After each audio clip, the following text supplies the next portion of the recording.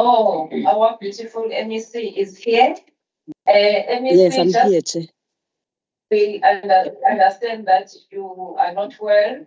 Just give us just an overview for 5 minutes, MEC. Thank you, Chairperson, and greetings to yourself, Chair, with all the honorable members of the Portfolio Committee. Greetings to the HOD and her team. Greetings to all the support staff.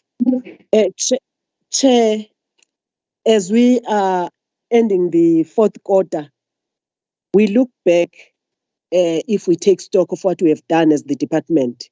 We look to a year which was characterized by huge budget constraints and the decrease in the public purse, the increasing service delivery needs occasioned by escalating social ills, further characterized by the impact of climate change on the livelihood of communities. This has led us spending more. Looking at the information I received from the department, the department has spent, especially on, I've just looked at the spending pattern in the infrastructure, where the department has overspent in terms of the maintenance of our service offices, like the old Vuma centers, Ostabazini Center, where you experience now and then the pollution blockages, burst pipes and roof leaks. So the maintenance is very much important for our buildings, and we need to improve on that one, Chair, because I've received that we have just overspent in terms of that. And looking at the provision of the security in our new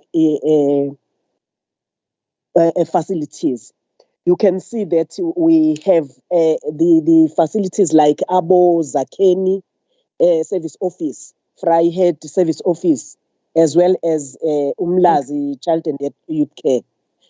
So all those need us chairperson.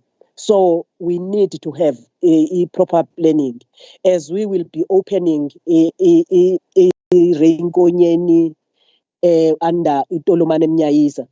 The name of Tolomane Mnyayiza will be opening that one. It will need to be provided with e-security. As of now, there is a security which is taken from other service offices, but for stability, you need to provide security, which is 24-hour service. And we have kept in material high quality. You think of computers which are there, and a lot of material which is more expensive than provision of security. So also it should be noted that the over expenditure would have been higher uma ubuka record yethu as social development. It would have been higher should the invoices estimated at 10 million which were due to March. Uzobona sihlala ukuthi ne-team ukuthi the March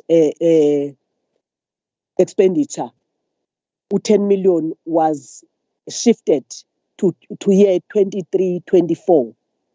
So iyakhe ukuthi ke all those ezazino year 20 ezazenzekile towards the end of the year, all the March invoices were carried. They were just carried through or over to 23-24. Itigelendo, we are going there with ama accruals. We are ending year 23-24 with accruals. So those are concerns. As much as umsebenzi wenzeka, there is indawo nje obonayo ukuthi we wouldn't turn a blind eye, Chair. The Ukwapata place of safety. It is a highly required facility. ngoba eyabantwana who are physically challenged, mentally retarded. So we need it in the area of Pietermaritzburg. So it was very much important to have this facility. With that, you can see that as much as the department is moving, taking into consideration of all the areas, but we are short of funds. We understand that in terms of the SRD chairperson, we might be experiencing some challenges, especially during this time whereby we are experiencing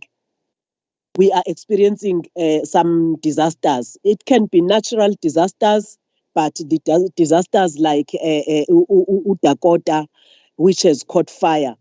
So with those, you need to provide a service, and the department as a department which has been entrusted with umsebenzi omkhulu, they come first in the incident and they are the last to come out.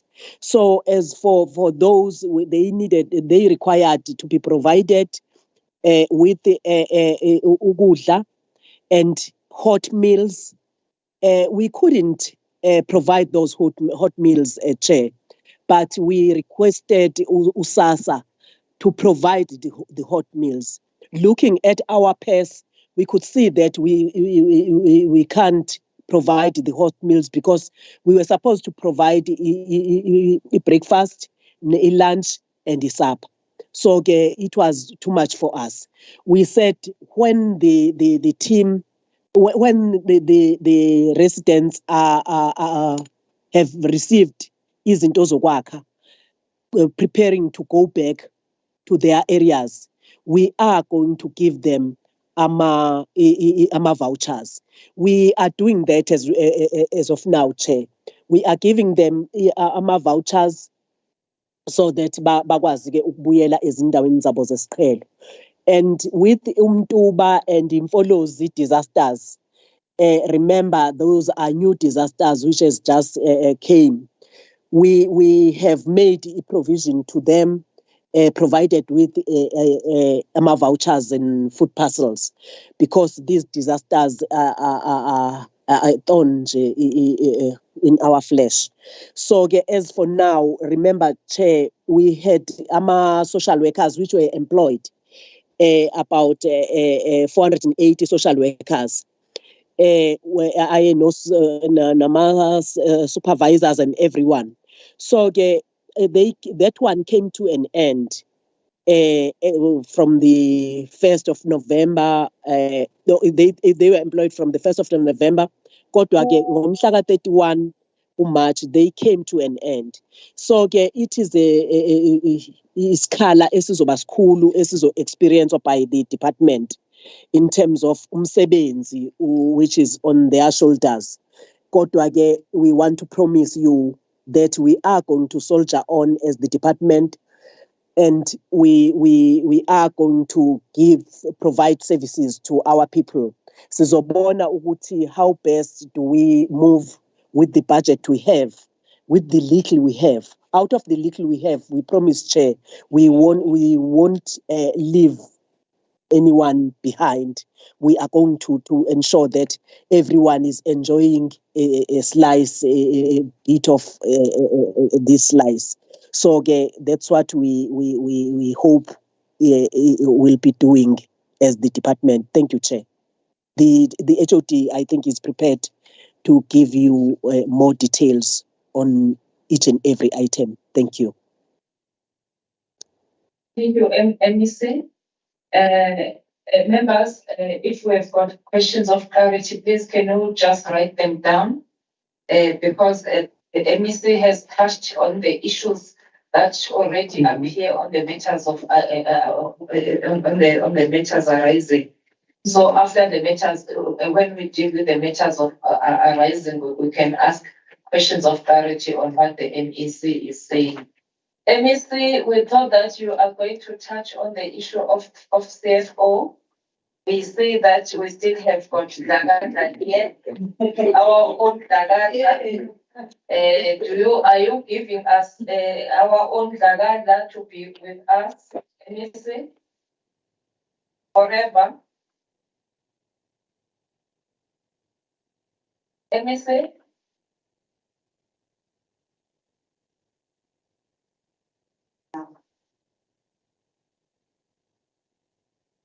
MEC?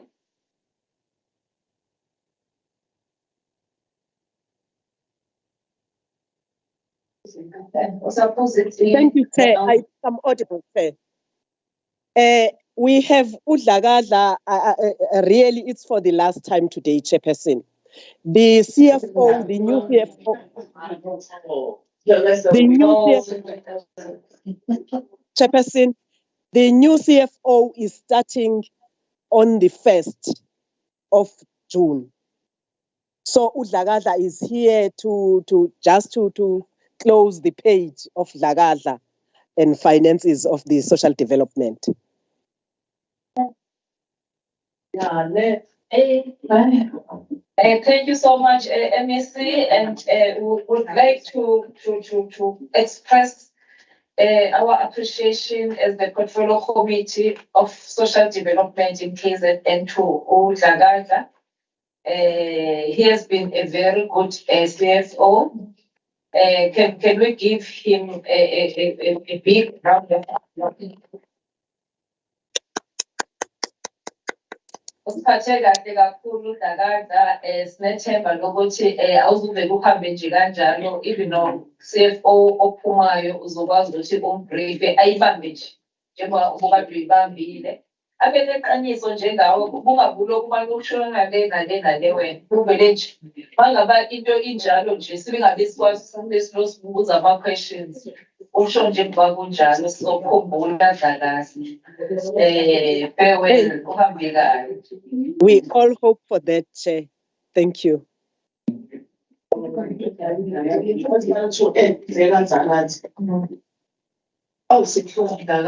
ingekho into esingayenza.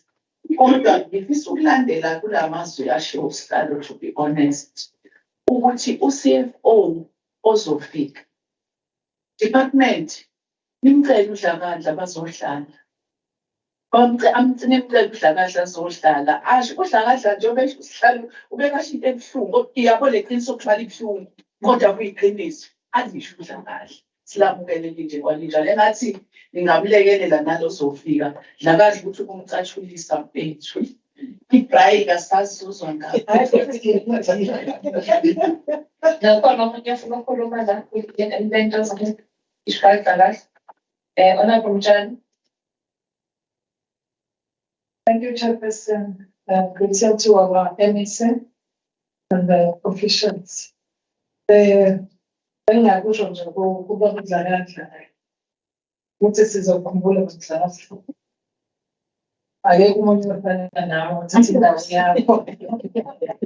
Ayazi ukuthi kunesikhala sikaDlakadla kodwa njengoba esho usihlalo sizocela ukuthi sicathulisele ku-CFO omusha. Kodwa-ke siyayicela nebrayithali.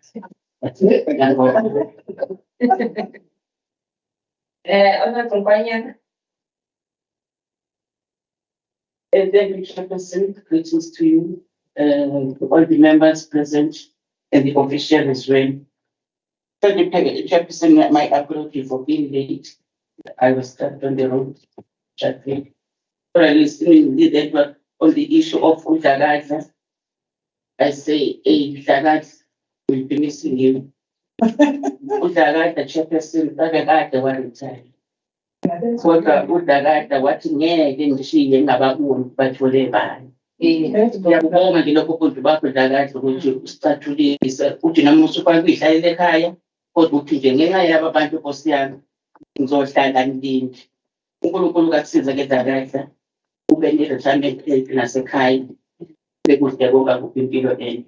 Sithokoze kakhulu isevisi seyona. Ngiyabonga Chairperson. Thank you. Honorable Tembe.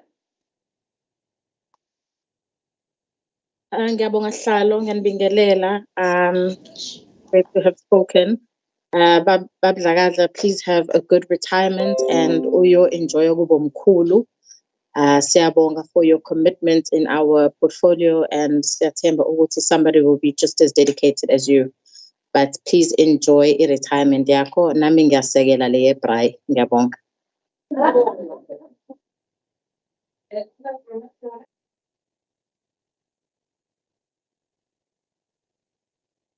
Esekhulumile kona ukudlamini. Majonga. Okay. Morning. Okay, yes, Honorable Majonga. Good morning, Honorable Chair. Good morning, colleagues. Good morning, Honorable MEC and the departmental staff. Ngibulisa nonke. No, nami anginako ukungezelela ukuthetha ngaphandle nje kokuthi sibulele kakhulu u-CFO wethu. The road has never been an easy one. I know na ixeshele ekhayeni uzosoloko enkentezelwa ngalamazwi atsho hard on him. Not that we're hard on him, we're hard on the system, we're hard on the issues, so that the department can have a better performance on a daily basis and improve where there's a need to improve and excel, where there's a need to excel. Sithi siyabulela kakhulu.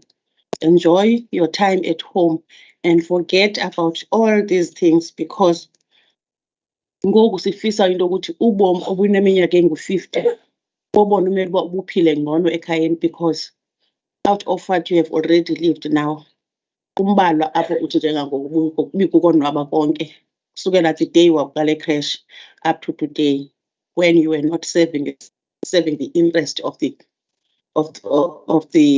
world. Thank you so much. Enjoy your stay at home. Enjoy your retirement period. Thank you so much. Thank you, Honorable Majonga. Akazuzwileke sekhuluma uchairperson wa-One Health. Thina kuzinakekela. Honorable Ngubane.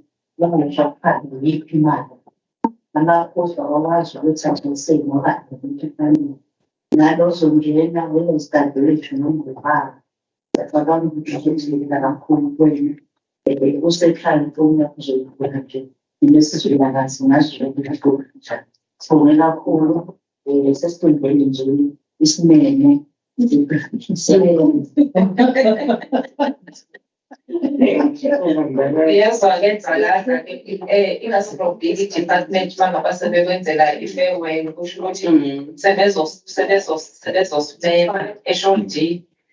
Siyazi ukuthi niyathanda ukufihla mangaba kukhona into ezimnandi. Mangaba senimvalelisa udlangala nesime engasifihleki. Siyabonga kakhulu. Members, can we continue with our agenda? We have got minutes, 2 sets of minutes. We'll start with the minutes of the 7th of February, 2023. Those are small minutes. And members, corrections on page 1. Honorable Majonga was the acting chairperson in this meeting. Page 1.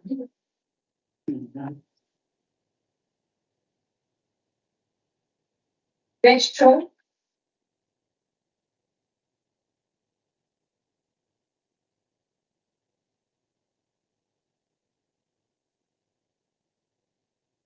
Page 3.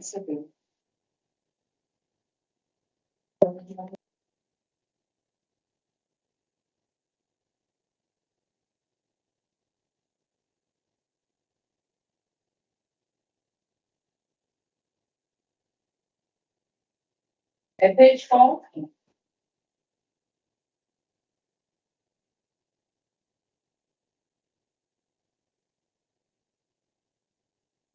Page 5. Page 6. Page 7. Page 8. Page 9. Page 10. Page 11. Page 12. Page 13. Page 13, 14. Page 15. Page 16. Honorable members, is there a mover of the minutes? The 7th of February, or the one was shared with me.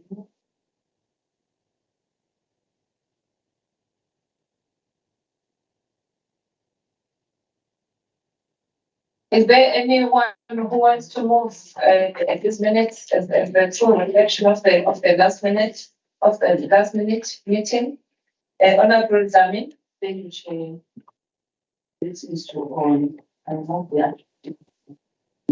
of the minutes. Thank you, Honorable Zami. Is there a second?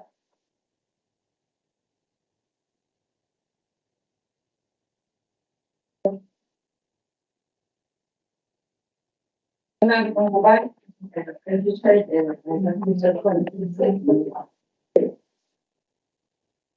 Okay, the minutes has been adopted, honorable members.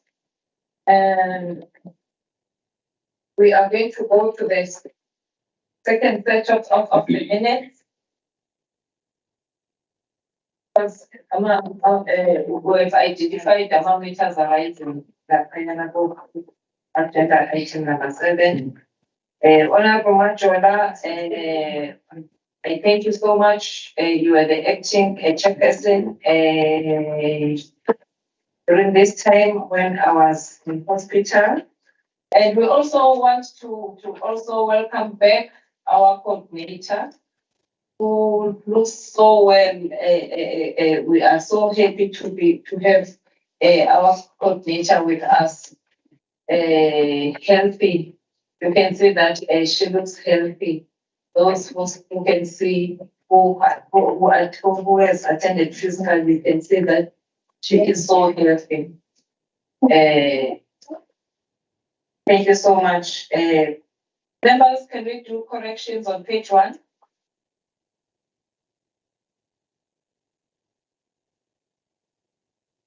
Page 2?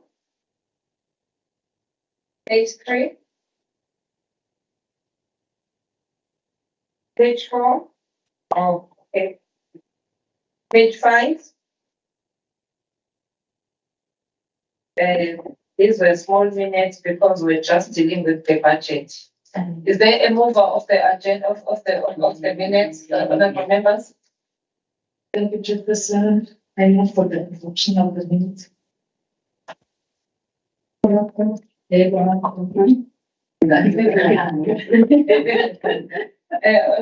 Charlie moves for the adoption of the minutes. Is there a second, honorable members?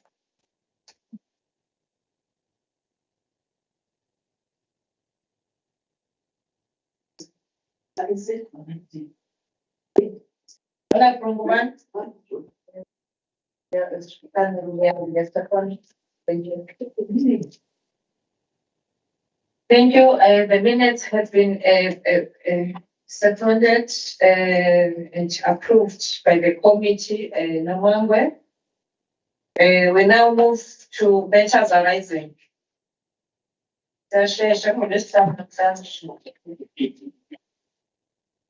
Matters arising at HOD, you are going to just give us a summary. 5 minutes, 5 minutes, 5 minutes, not more than 5 minutes, because we do have these reports. We just want to ask questions on the report or on the flood victims.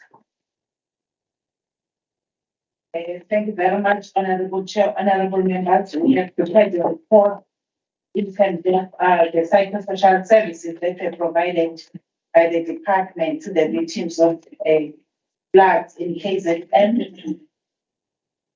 I won't go to slide 3 because it entails what is it that we are CFO in terms of this report, and also sharing the best practice observed and lessons learned. The background, the Honorable MEC did cover the issue of the social workers that were employed on contract for 5 months based on the support that we received from the National Department. We did not only employ social workers, but also supervisors as well as project managers to ensure that work is well done.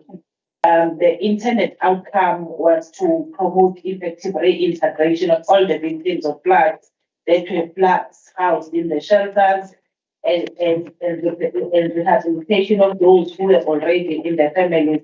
Honorable members will recall that there were those families that went to the shelters, which were the churches, the halls, and so on. And some were victims, but they remained in their communities. Some stayed with the neighbors and so on. So social workers intervened, and the way they intervene, it is in line with the white paper for social welfare services, as well as the framework for social welfare services, the 2021.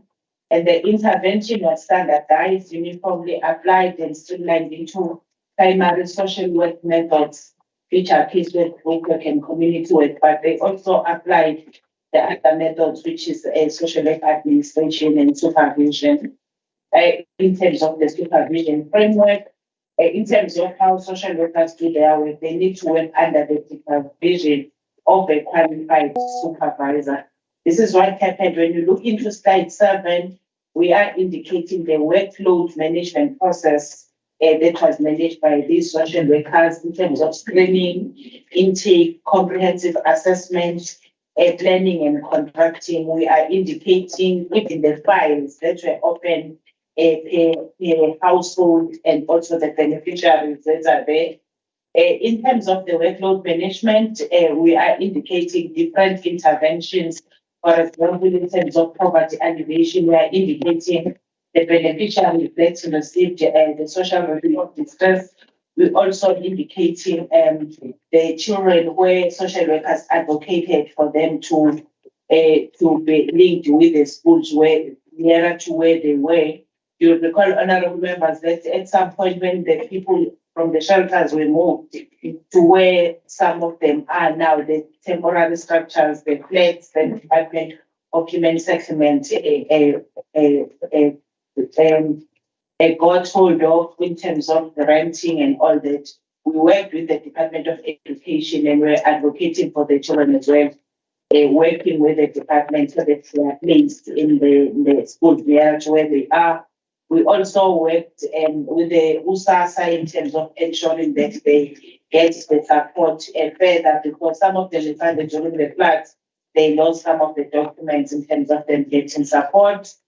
And then also can support, there are instances where about 21 children who lost their parents, that social workers had to ensure that they do statutory work through children's court inquiries, ensuring that they get foster care placement of these children to other alternate parents. So that work was done by these social workers.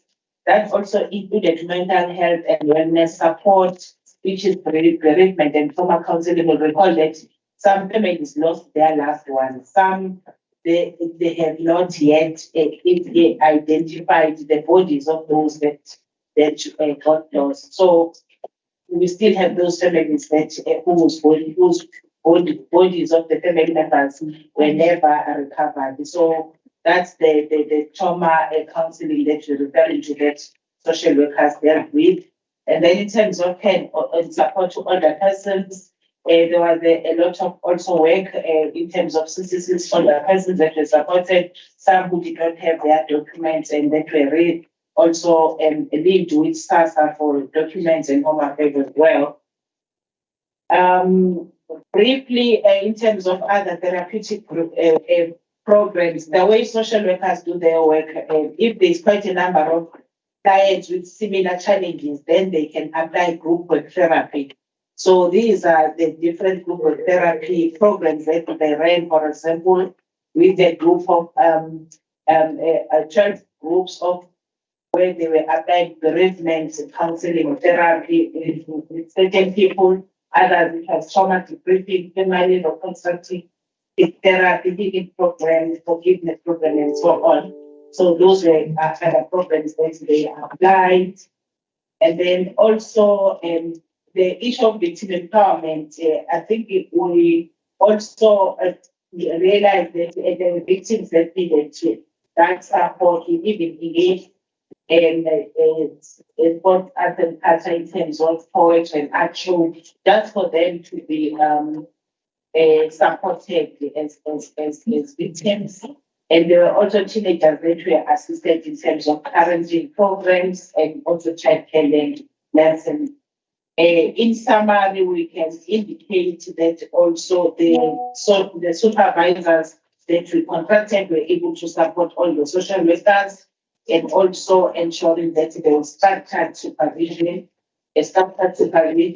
between social workers and their supervisors.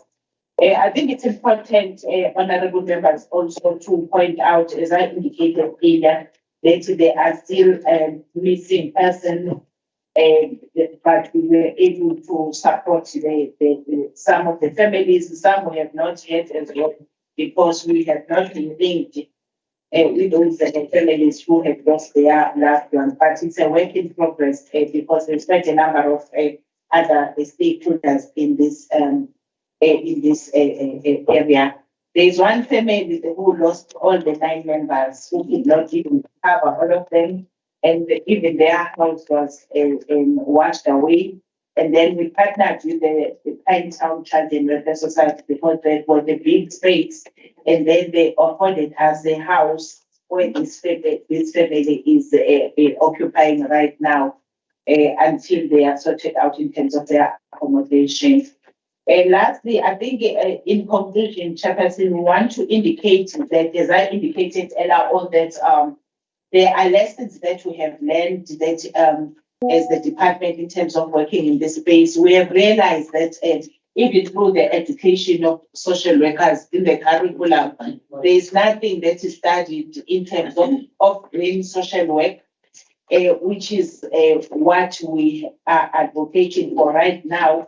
We are engaging with the institutions of higher learning so that maybe the curriculum, looking into the climate change, that there must be maybe a program that will enhance social workers to understand how do you apply your social work intervention during climate change and beyond, because that will make us to be able to be relevant at this point in time.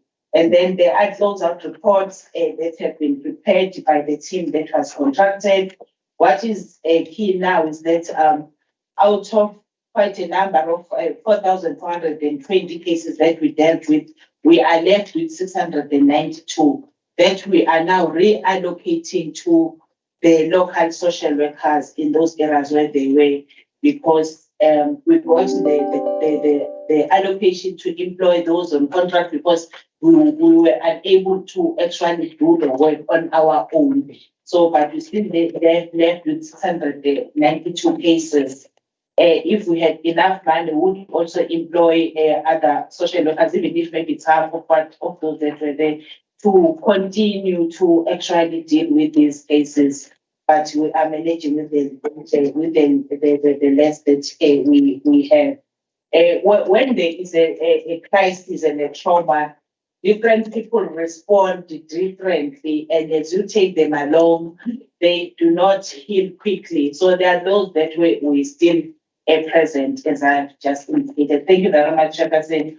I've tried to summarize the work that we did as social development to the victims of floods in the province of KwaZulu-Natal. Thank you. Thank you, Ashoti. You may continue with the SRD. Thank you very much, Chair. The SRD Reprioritisation Plan, the DDG, Mrs. Mapidi Somo, is going to take the committee through that report. Thank you.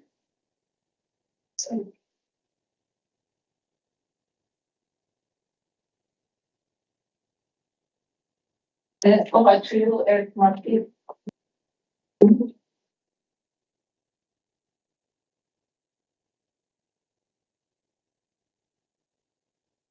I don't know who. Thank you very much, Chairperson, and greetings to the Chairperson and all the members of the committee, as well as the MC, and the colleagues.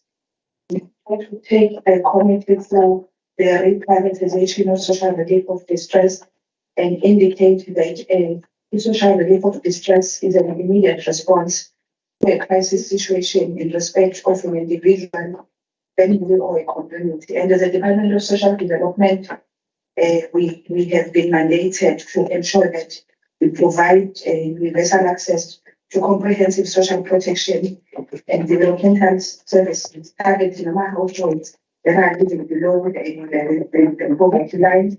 And we are guided by the Constitution of the Republic of South Africa. And I just wanted to indicate that as we provide this service, we are also looking at ensuring that we are able to cushion our communities. And we are providing this as government in the form of cash in terms of the grants that are being received, as well as through SRD. In terms of the next slide, I just wanted to reiterate that as I have indicated, that we are guided by the Constitution. So as a department, we guarantee that everyone has the right to have access to sufficient food, to sufficient social security, as well as appropriate social assistance. And we are providing this as a department in the form of providing vouchers as well as food parcels for all the individuals that have been profiled and assessed and then recommended that they can be able to receive the service. It is also very critical also to indicate that as we provide this service, one of the challenges that we are currently facing is the fact that we are really having a challenges in relation to the funds that we need to be able to utilize. I think one of the things that the MEC have indicated, and that is a result of the challenges that as a country we are facing in terms of the economic downturn, and it makes it difficult then for us as a department to ensure that we are able to prioritize funds. In terms of the slides that is showing the allocation of social relief, I think it's indicating on how we have distributed the funds that we have, which is amounting to 24,619,000. I must indicate to the committee that the recent challenges that we have faced as a department during COVID-19, during the disasters in April, as well as the recent ones, have indicated that we really do have a pressure as a department in order to ensure that we are able to provide adequate services to our people. So we are looking at that in terms of reprioritization, as well as also looking at additional funding. Because if I can just mention in terms of the recent disaster that we had to receive additional funding through the National Department of Social Development. There are certain issues that we look at as we consider the reprioritization of the SRD. The first one talks to the issue of the indication of identification of budget. I think I have also talked around that, and also repurposing of the SRD from other economic classification, bedding as they are, but we need to ensure that we look around and see if we can be able to prioritize funding. We have also developed the business plans in order to ensure that we are able to solicit SRD funders and also form partnerships with different NGOs and other stakeholders so that they can also contribute towards the work that they need to do. We have solicited funding in the previous financial year, even through National Treasury, which is the UN funds that we received in terms of the work that HOD was reporting on. We are also prioritizing the work that we want to put in terms of our areas into the field that they were previously disadvantaged, and those talk to the issues, to the areas that are in the rural areas. We are also looking at ensuring that we are opening more platforms, particularly in the sense that as much as we are providing this service, but we also want to see the small enterprises benefiting from this and being part of the value chain of provision of SRD, not only in Tolengo. And we have put in a reprioritisation model that is going to be looking at how are we going to be able to do this. And the first objective that we're putting forward is looking at ensuring that we've got dedicated focal persons per district. When we had the disaster, we found ourselves in a situation where we did not have, I think, as a department, a sort of a plan that we needed to utilize in order to ensure that we are able to distribute services, particularly to the people that were affected by floods. But we had to learn, there's quite a lot of lessons that we have learned from that. So we are looking at having a dedicated focal person per district. And this person is going to be responsible for looking at all the processes that look into ensuring that we are able to provide the material assistance as well as the non-material assistance, which is the psychosocial support that we are talking about. If I can just indicate, 2D has outlined in the report that we are providing a psychosocial support for the victims of floods. And we are even still there because there are still having those, situations where there are families that we are still providing psychosocial support, particularly those that have, lost their family members and they have not been able to go through the process of being able to heal because they were able to, bury their loved ones. So we've got those, psychosocial support programs that we are providing. We also look at ensuring that we are able to capacitate our social workers in order to ensure that they are able to provide this situation, even in terms of ensuring that we are able to provide stability in terms of the families that we work with, because it's not only in terms of the floods, but we've got individual households that we are dealing with on a daily basis. So we are looking at ensuring that we are able to capacitate our staff and we are able to develop uniform guidelines that are going to inform this. We're also looking at ensuring that we have a distribution plan which is going to be evident in terms of the targets that we have set, because we've got targets that we are setting for each and every office as well as each and every district based on the funding that we have. We are also looking at ensuring that we are able to provide telephonic screening during disaster and other unprecedented incidents. During COVID-19, we had a situation where we had to ensure that we are able to provide services, yet it was not possible to do so because of the restrictions that the board. So as a department, we were then able to come up with methods to ensure that we are able to contact our people and also be able to provide the services that they need. As we provide the service, we also ensure that within the first encounter, we are able to provide a preliminary report that is going to be able to ensure that we are providing the service there and there. As I indicated earlier on, that when we're talking about SRD, we are talking about an immediate relief. So obviously, we need to ensure that we are able to gather information that is going to be able to assist us to be able to assist our communities. There are second encounters, third encounters, and so on, because over and above that, we need to be able to look at the circumstances that face that particular household and also ensure that there are ongoing engagements that will be able to inform the continuation of the services in relation to the different forms of SRD as well as other services that we need to provide.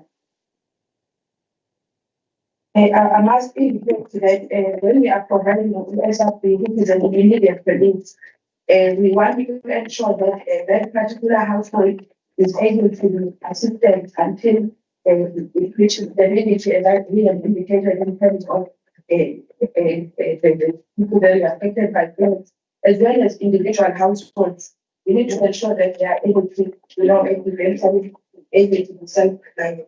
So as a result of that, we do not work alone in the process, and we work with other stakeholders in order to ensure that able to support the community until the end, providing the material assistance people needed, and also beyond ensuring that family is.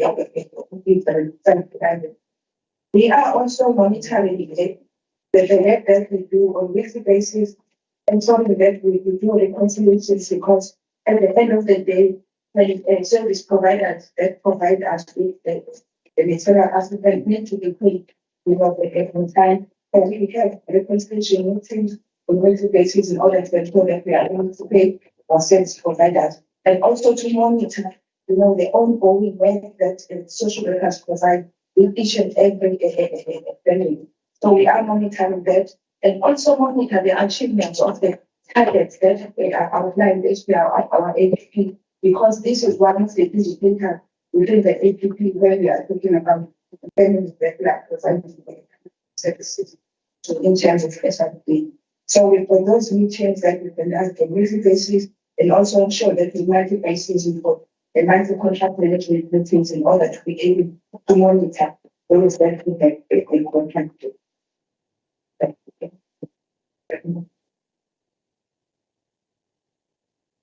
Thank you so much, for giving. Thank you for the reports, SOG and Samsongo. Can we move to the okay? Let us just allow neighbors to ask questions before we move to the departmental reports.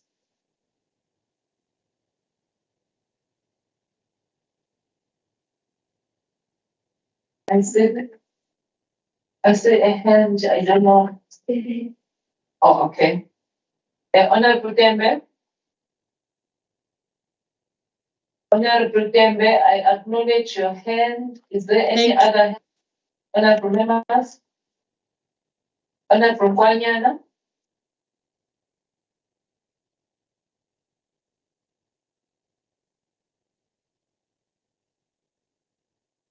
Any other hand?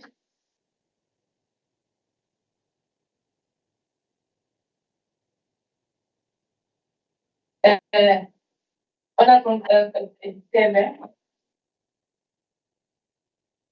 Thank you, Chair. Firstly, good morning to everyone. I just want to apologize for my video being off. It's just to save from load shedding. I'd like to thank the department for their reports. My biggest issue, Chairperson, is the 692 cases from the floods that are still ongoing, that are still to be intervened, and the department has reallocated those to the social workers in the area. As much as that's all well and good, Chairperson, my biggest worry is that social workers already are inundated with cases of their own, and giving extra cases, 692 is quite a lot. And how can we make sure that the proper services will be rendered to those people sufficiently when already the caseload of the social workers is very huge? The MEC stated that there will be interventions on how to deal with the social workers' contracts that have ended. My question basically is, why wasn't there a contingency plan before, knowing that the contracts were going to end at a specific time? And that this a lot of people did lose their jobs, and how and they were dealing with so many cases. What's the most immediate contingency plan to make sure that the cases don't get left to the sideline for months at a time, when there's already such a shortage of social workers? So this for me is probably quite a big problem. We don't want to leave someone who's dealing with a case of PTSD and their case will only be seen to after 6 months, because that's when the social worker can get to them. So much can happen during that time. And I did go and visit a place that's still housing flood victims. And, gender-based violence is still very much high, still very much on the rise. There needs to be some sort of plan to continue to deal with these caseloads and not be left to other social workers. The cases are really high, and we really don't want to see, these cases being left forgotten or, not dealt with sufficiently because there's not enough social workers already that are on the ground. Thank you, Chairperson. Thank you, Honorable Jembe. Honorable Wanyana? Thank you, Chair. Greetings again to you. It's our chairperson of this meeting, to the MEC, members of the Portfolio Committee, and the officials as well. Chairperson, it's a pity that I came late.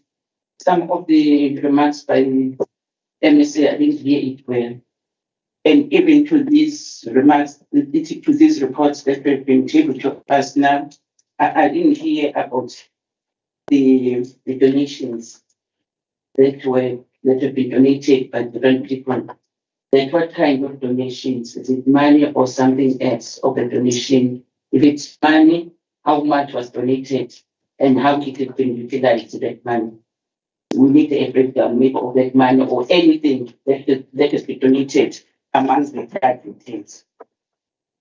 Secondly, Chairperson, I just want to know about the cases.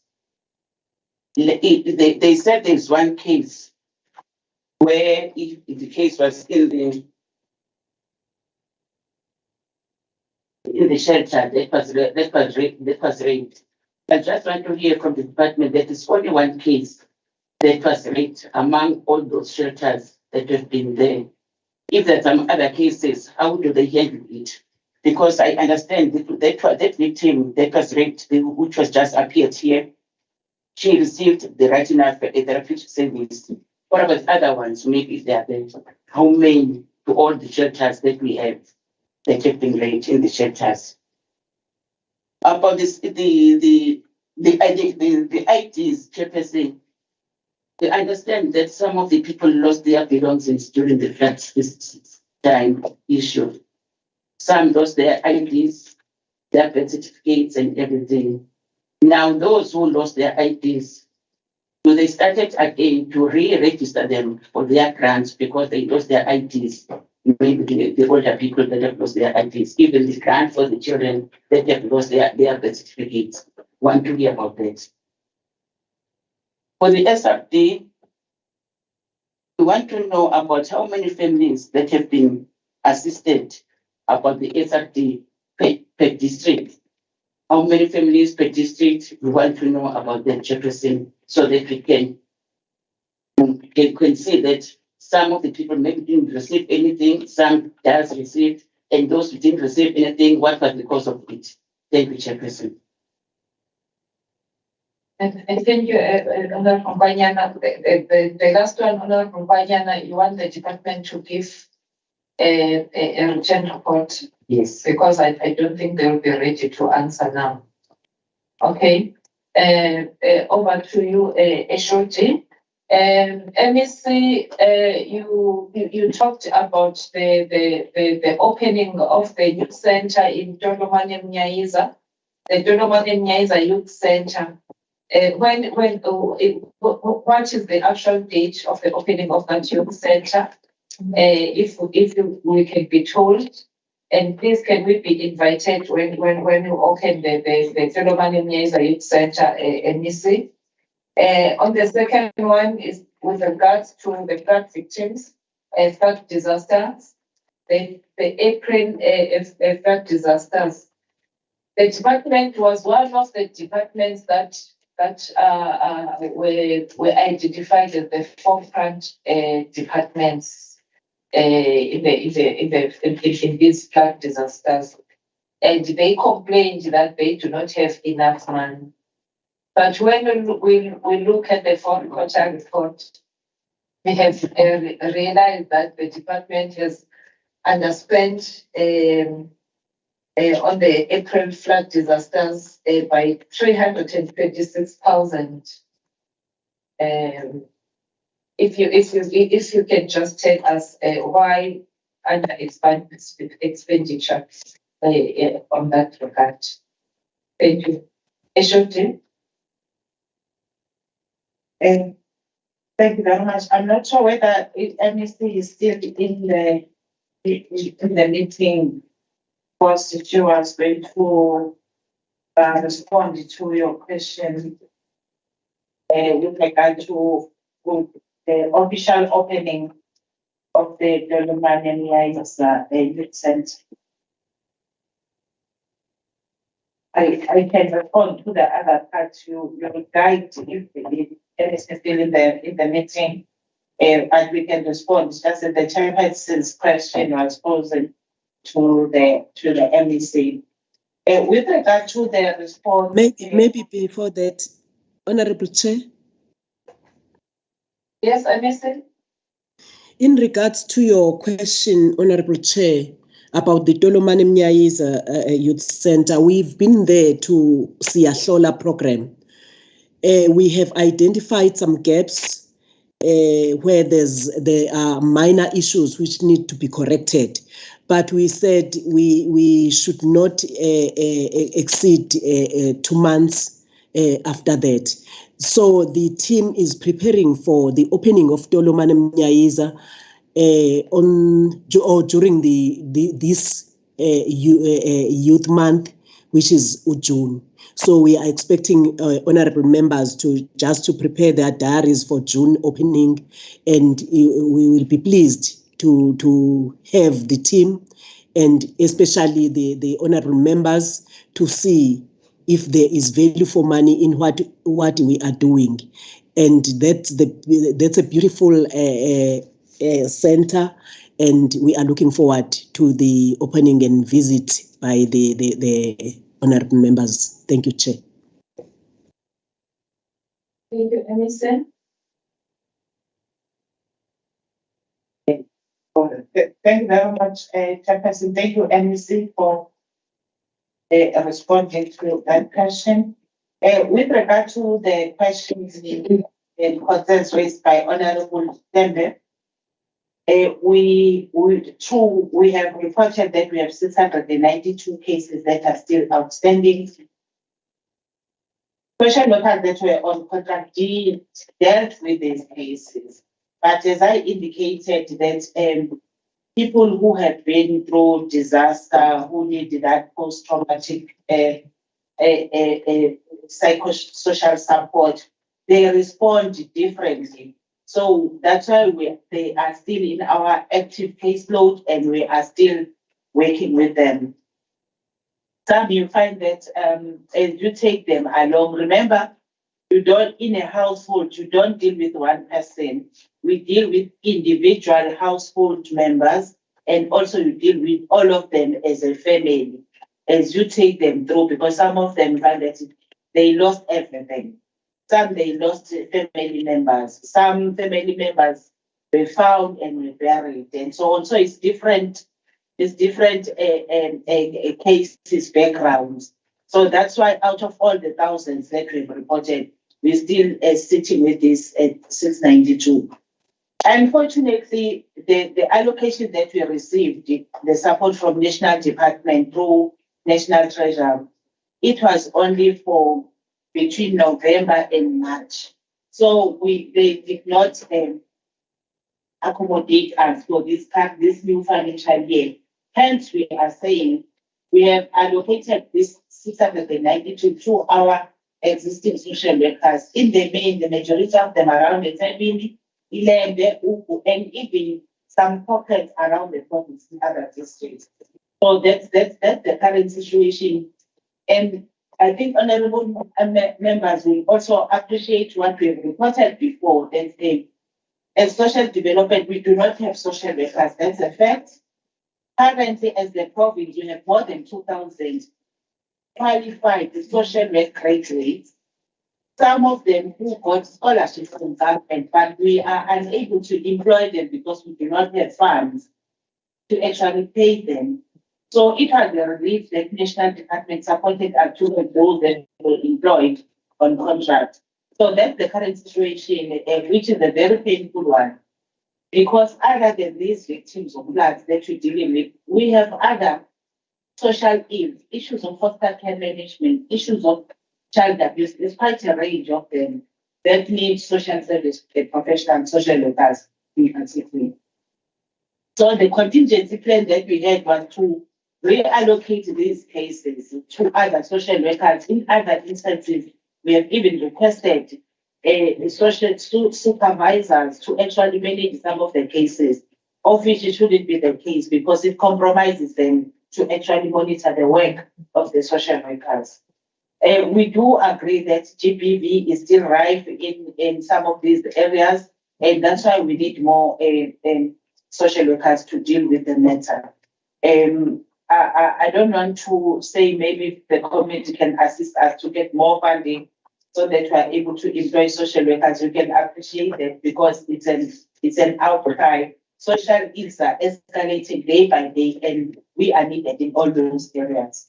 With regard to the question by Honorable Kwanana on the donations, in the main, some of the donations, they went straight to the shelters where people were, but the Office of the Premier was managing the donations that came through to the province to support us. What we can do, Honorable Chair, Honorable Members, in the next meeting, we can bring the report on the donations, how much was donated, how it was utilized, but it was managed in the main by the Office of the Premier. What we did, the social development, we then profiled the NPOs that were active in that space who were donating the food, the clothing, and so on. We partnered with them because we wanted them not to concentrate in one shelter, but to say, let them spread the support that they are giving. We appreciated those who would want to go direct to where these people are, not to give to the department because it was a burden to actually manage that. And that worked very well.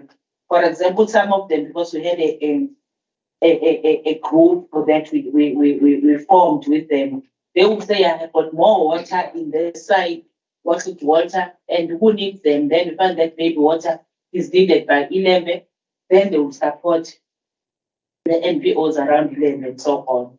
So, and some of the donations that we also observed and encouraged were people from other provinces who would want us to take them through those shelters, and then they donate directly.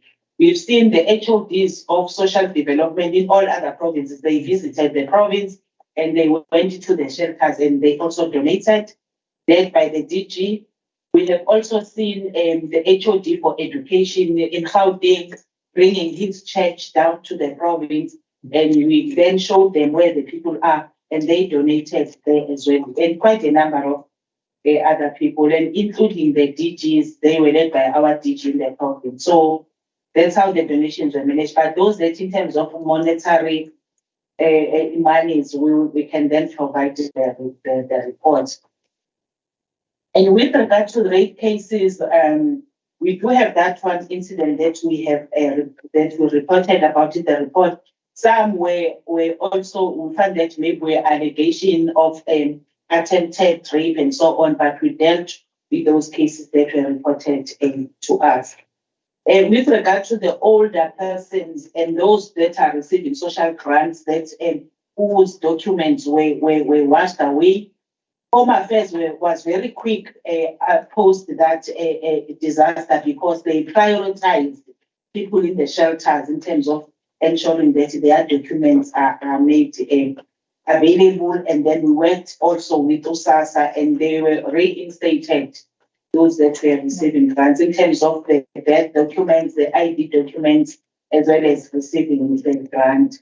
The Honorable Chair has responded to us in terms of the cases across the districts. We can then bring in writing a document because it's not only a Tekwini or any land that were affected, even other areas, or Omachuba, or together, walking the drive, there were pockets of areas where people were affected.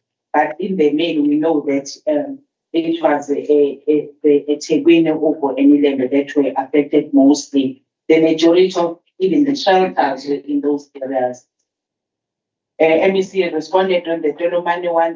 On the fourth quarter, the underspending one, I think I will give to Mr. Ngomezulu and DDG to respond to that one in terms of how we understand in the last one. I want to give them that opportunity to respond on that one. Thank you, HOD. In fact, the expenditure was 5.5 million. The 326 was the overall under expenditure on the fourth quarter report. The fourth quarter. Though you did not do bad because we had about 99.79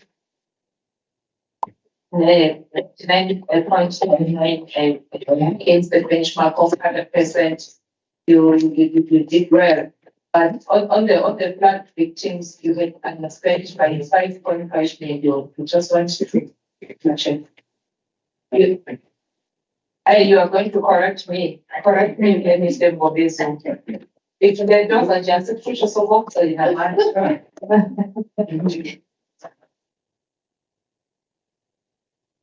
Or the second is the president will respond when he presents his reports now, then we cover that part. okay. Yes, because it's It is on the contract. Yes.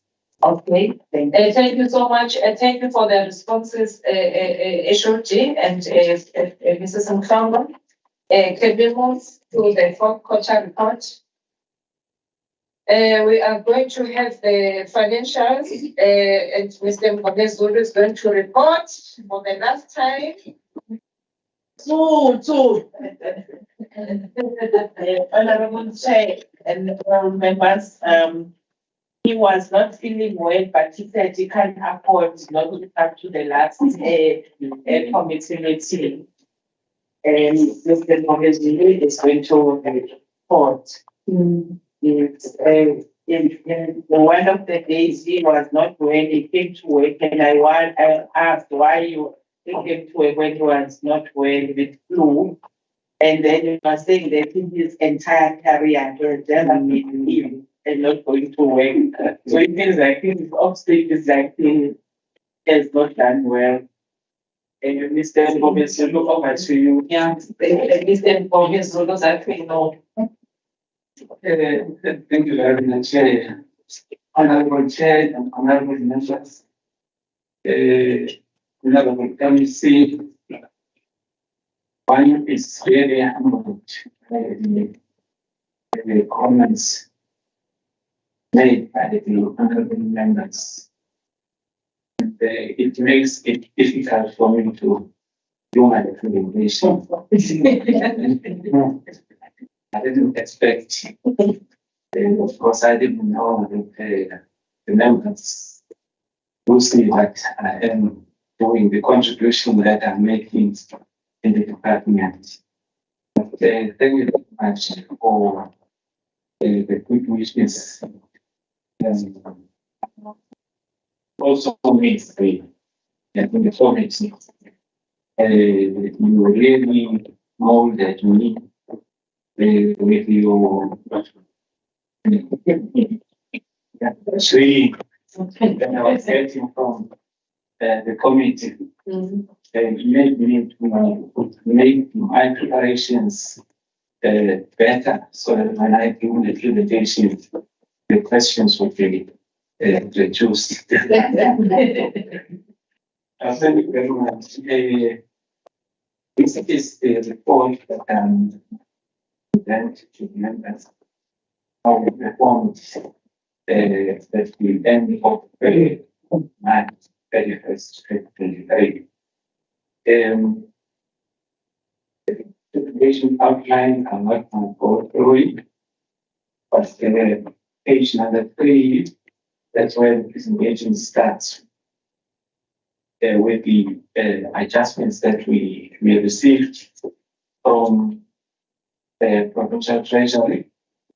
We started the financial year with an allocation of 3.198 billion, and during the first adjustments, we received 170 million,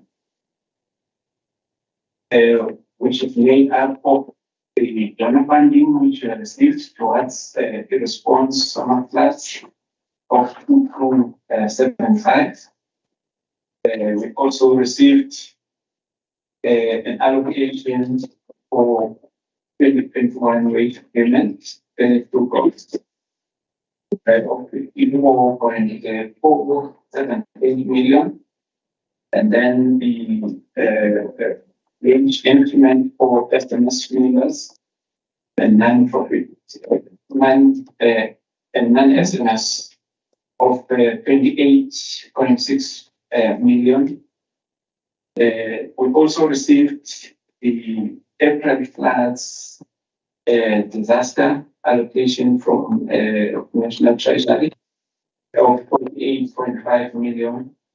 And then the last additional money that we received was the paying out of 37 million. And then we only had the original grant of 37.6 million. And the total is 3.26 million.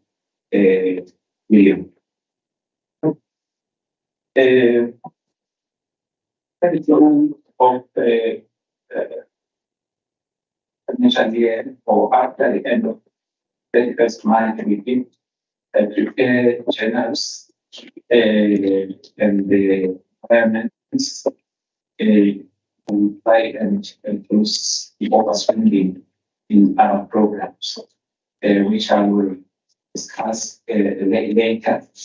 And there are also requirements which we are going to be doing the post adjustments requirements, which will include the funding that will be moved from goods and services, which relates to the flood relief that we got, because the whole amount was included under goods and services.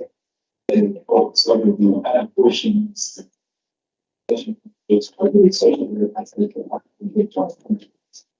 But there is experience of 2 million that we will consult from goods and services through conversations and hearings because of the cost of the product that was created and children last because the department that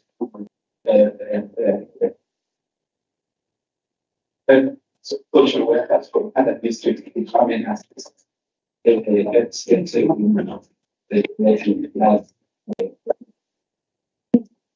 year. The next page, which is page 5, it's revenue performance for the department, where we are reporting today the kind of collection on the revenue in terms of this preliminary report. Although the final report, the number, all the journals and the environments have been processed. It will show that we collected 10 million because of the write-offs that we had of that were sitting in our books, of which the approval was granted by the HOD to write off those debts. So in terms of this report, we understand from state of goods and services other than capital assets by 2.2 million. The underspending is attributable to our handicraft center, where we generate some products, the handicrafts products which are sold, and then we get revenue on that. But the department is trying to revive the production because it was hit by it was halted by the COVID-19. The sales were and the production was stopped. But there is a task team that is trying to look into ways of increasing revenue in the center. So we are hoping that in the current financial year, there will be some improvement. We also under collected on interest and dividends and revenue on land That is the interest that we are receiving when on debts that relates to people or people that are not within or not who are not the employees of the department. We also understand or we over collected, but on sales of capital assets, we usually collect more here because that's why we sell or we auction our redundancies at the party have, and this year we follow the auction we had the auction, but we did not get much because the assets that we sold, some of them are those that were hijacked, and when they were recovered, they were tweaked. The engines, some of them put in advantage from the other plants, so they have to be sold at lower prices. We overcollected in transactions and financial assets and liabilities. Then page 7, where we are showing the expenditure per program. Madam Chair and members, our annual report is reflecting change on this one, because this one is as the end of March before processing agents in preparation of the close of books, because the system only closed on the 28th of April. So the agendas that we processed, our administration is expected here to have exceeded the allocation by 2.5, which is 16.1 million. We found that on districts, most of them were charging program one with the expenditure on program payment, because mostly security services. Whereas that expenditure is shared in all programs. So we have generalized expenditure on from program one to other programs as well. So here we ended up having 326 underspending.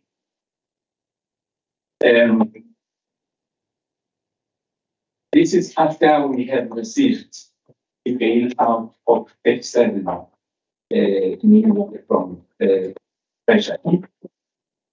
In fact, we wanted more because we had a lot of invoices which we had to pay, but we didn't have enough. So that reduced our pressure in terms of the invoices that we were to pay.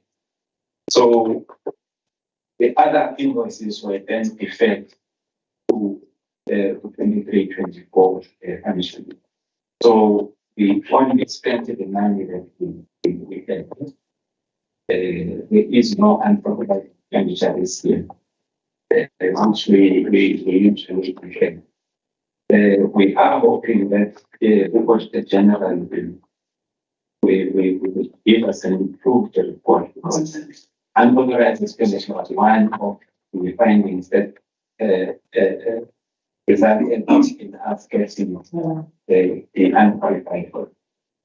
In terms of economic classification, the compensation on employees spent 99.8%.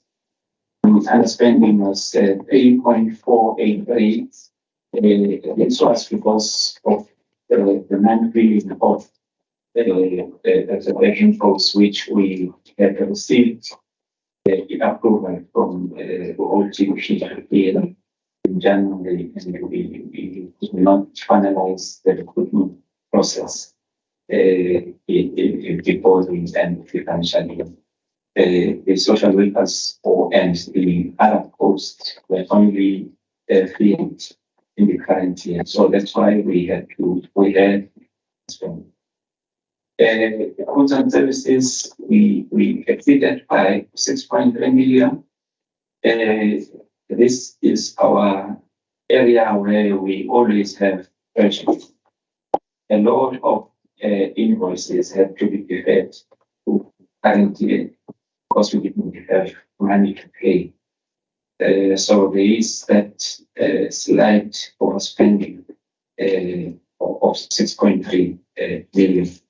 On interest and rent on land, here it's the items which we use to pay the interest on overdue accounts. So here we only paid the interest of 25,000 against the adjusted budget of 116, which is sort of improvement because this is we are not supposed to be paying any interest when it comes to payment of service providers. But here it's ESCOM. We have reported in the previous meetings that ESCOM sometimes they charge us the interest even if we have paid. They don't do their reconciliation time. But the department had engagement with the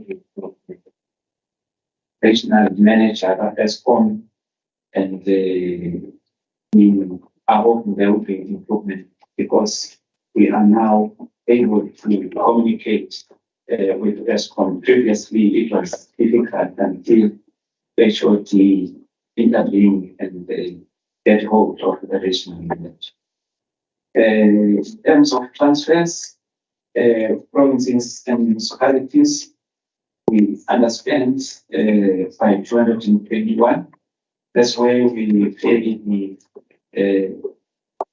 the licenses for our case and vehicles and the removals and investigations.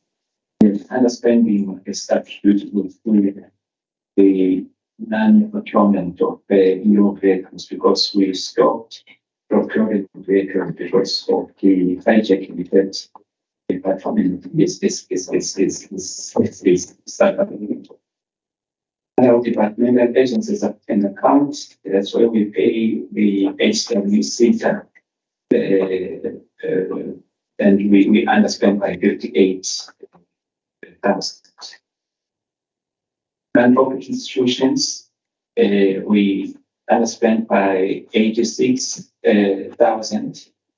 Households, the underspending was 1.960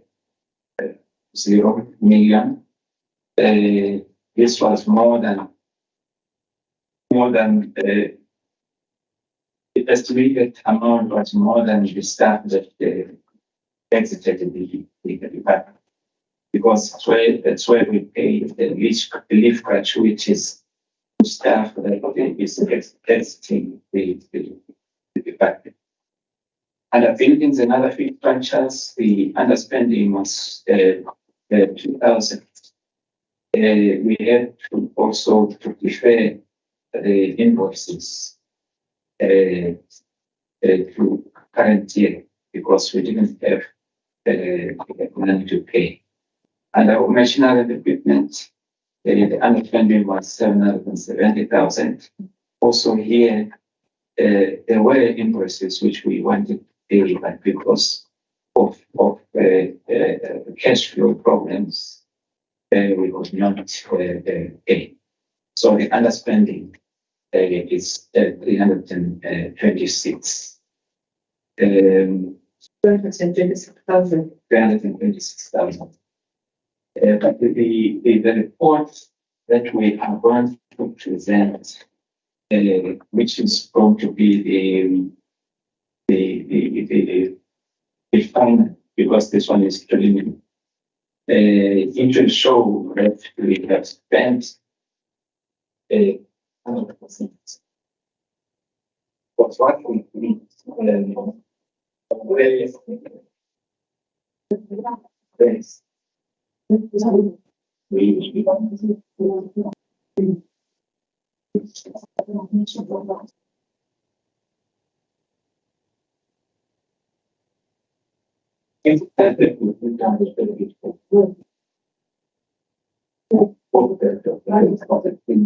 We try to stay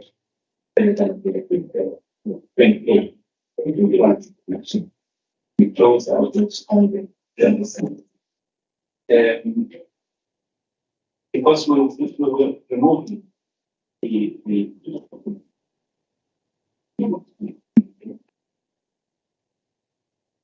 payments that we have invoices that we do.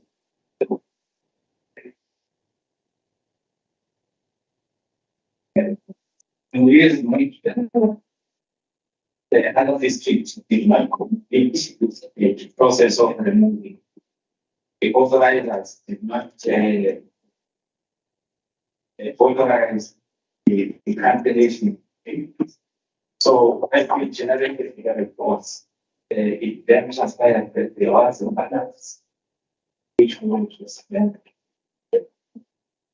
of 3.8 million. So we said, no, we should spend the money because we got other debts that has been approved to be written for. So we used the 3.8 million. So you ended up not surrendering Yes. 2.8. Yes. We used that 3.8 to write for those debts. So in our final report, we will show 0 underspend.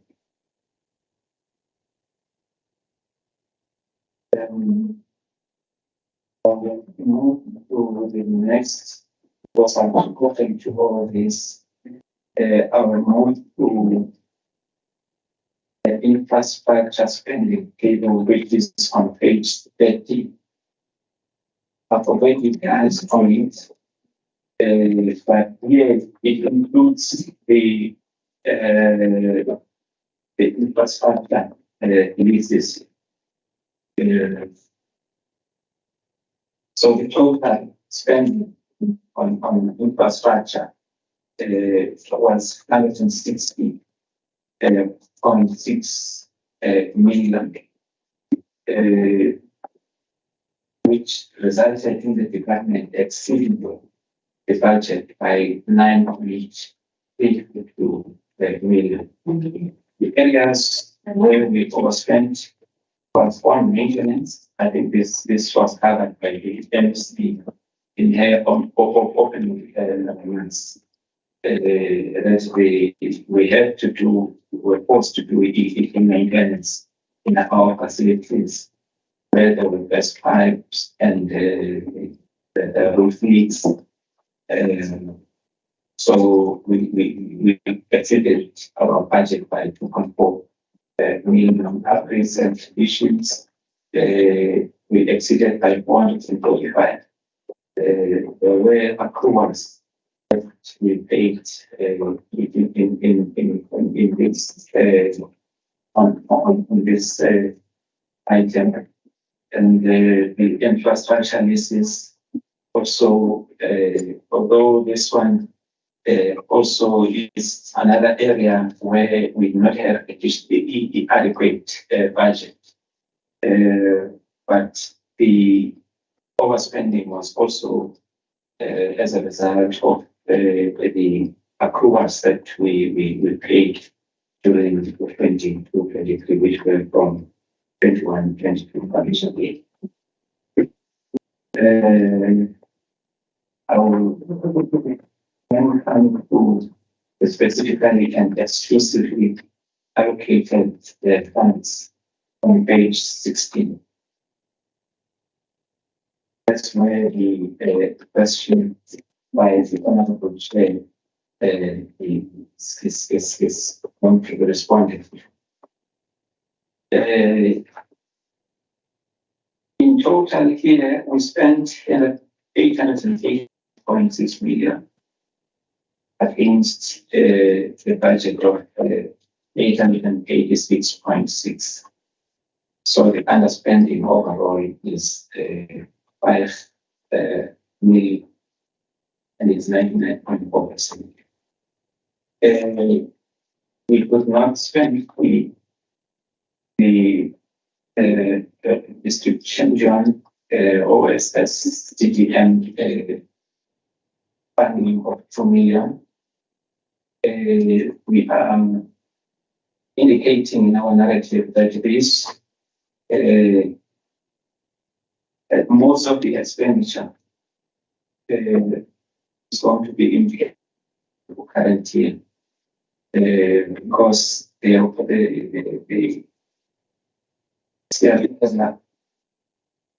slower to honorable MEC spoke about that when towards the end of March. So that expenditure was supposed to come in and so it will only be paid out of the current year's budget. I will also highlight the flood disaster funding for number 5 of 2275. We spent the whole. Then the next one, which is a flood disaster, which we received from national of 48.5 million, where we were only able to spend 43 million, and the balance unspent is 5.484 million. The reason why we could not spend this in the pool is because the funds were received in November, and although it was disaster funding, but we were not exempted from following the SCM processes.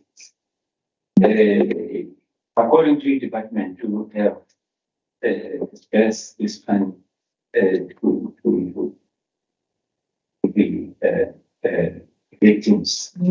But because we had to follow the SCM processes, because we ran away from the audience. So that is why we ended up not spending it the way we would like to have spent it. Yeah.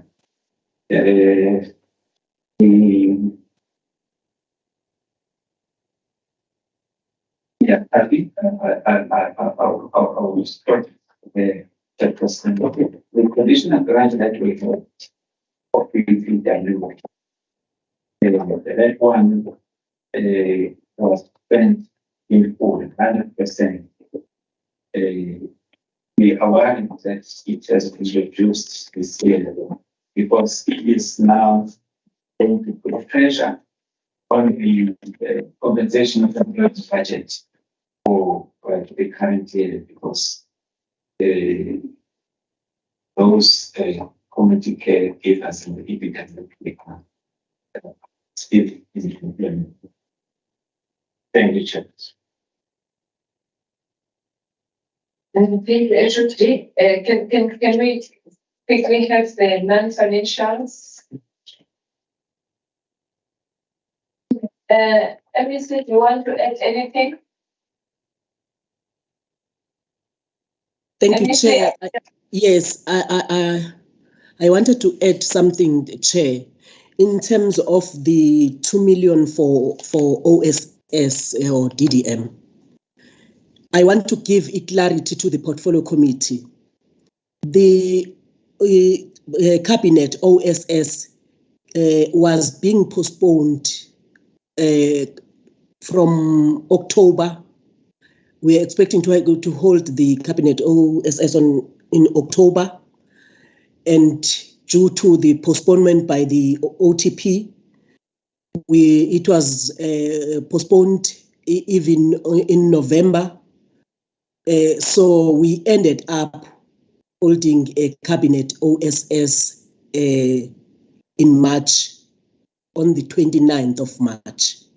So, which was compromising us as a department, because we wouldn't spend the budget of of OSS as we like, because we were supposed to keep something for cabinet OSS. So those funds, it was late to be included to the budget of this financial year. Thank you. Thank you, Mr. for that clarity.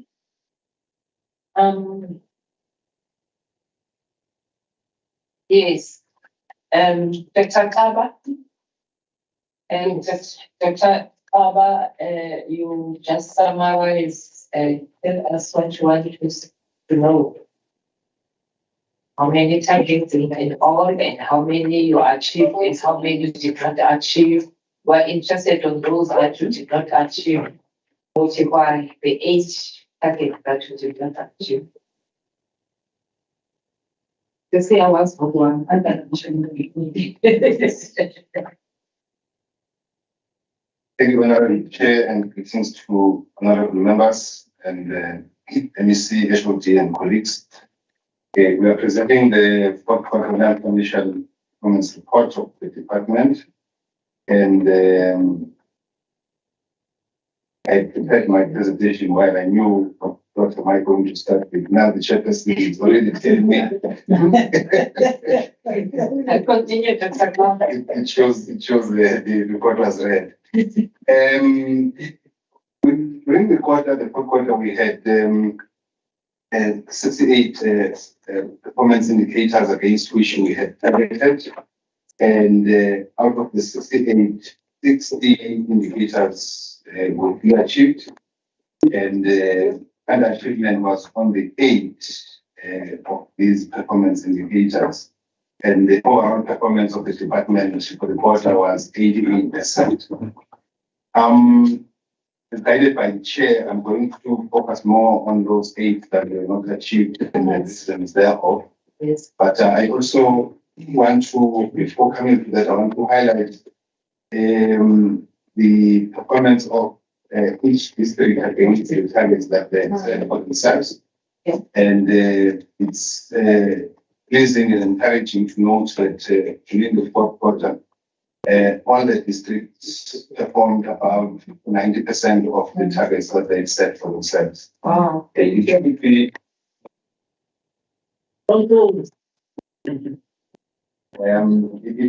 indeed encouraging.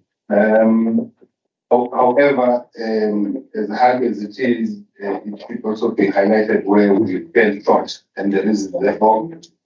And I'll quickly go through those 8 indicators against which we did not achieve. The first one being indicator that talks to the percentage of suppliers paid within 20 days from the receipt of a valid invoice. I think Chair and members of the commission was presenting the company to that funds basics providers and inspections expressed in this where during the fourth quarter, instead of being 100% giving the service providers within 10 days, we were at 99.88%. Mainly the reason there was our cash flow challenges. So not challenging with our cash flow in so the two reports are complementing each other. The next indicator where we can do will change numbers and slide number 9, which is the percentage of particular cases finalized within 90 days with the GPSD guidelines from supervisory awareness of the participation. And here we rely largely on the external presiding officers As a result of that over-reliance, because of sometimes the cases, in many instances, some of the cases have been involved in the service. So we had to get excellent presiding chairs. And as a result, this one was achieved. The next one will be on page 13, which is the number of persons with disability that's in this special facilities. I must highlight, Chair and number of members, that during the third quarter, we don't have a problem with this one because of the restructuring and the upgrades that the funded NPO in Wentworth, which meant that they could not be operating at 100% capacity. So they could not admit more people because certain sections of the building were not used because of the renovation. So that contributed to us underachieving by 21 people. The next indicator, Honorable Chair members, where we did not do well is on page 1, which is the number of children with valid foster care orders. And the reason for this underachievement was that the number of children during the quarter turned to 21, and as a result, was not part of our definition of foster care system. And that created the cost and underachievement. And the second reason being that some of the children were awaiting confirmation of their registration in the social institutions. And as a result, they could not be counted as part of this. So they created the underachievement of -2%. The next one where we did not do well is on page 31, which is the number of districts that had shelters for GBV. This is an annual target. The two districts that did not do well is King Cedwayo and Zululand district. We can also indicate that there's a lot of work that has been going on behind in the background to get the shelters up and running in the two districts. We partnered with South African providers. We are in the process of transferring the properties through the Department of Public Works under the name of the department so that we can then touch on this. But at the point, during the reporting point, things had not been finalized, but we can assure committee members that during the first quarter would be reporting 9%. That is indicated because it took quite a while to get the process of transferring the properties into the department.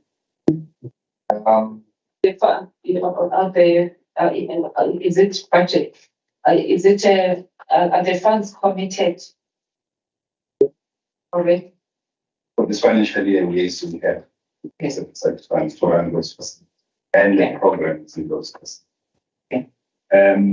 But in the main, during the end of the quarter, we had all the 10 districts at the shelter running, only the two. So we couldn't be at hand. Yeah.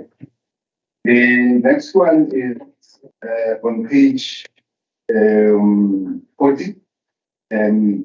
The CFO spoke about this, which is the number of PPWP work opportunities created. We underachieved by -1% on this one. And the reason for this underachievement was one, the budget constraints, but also the fact that under this indicator, we were also reporting on beneficiaries who were employed under EPWP within the ECD program. Now, when the ECD program moved to the Department of Education, it moved with that cohort of people who were working in ECD facilities, the cooks, the cleaners, and so on and so on. So it then affected our numbers in terms of reporting, and as a result, we couldn't achieve the target of 7,000. But also noting that going forward, our allocation for EPWP incentive grant has decreased. because overall the country is experiencing budget constraints. So we are going to have to live with adjusted targets under this.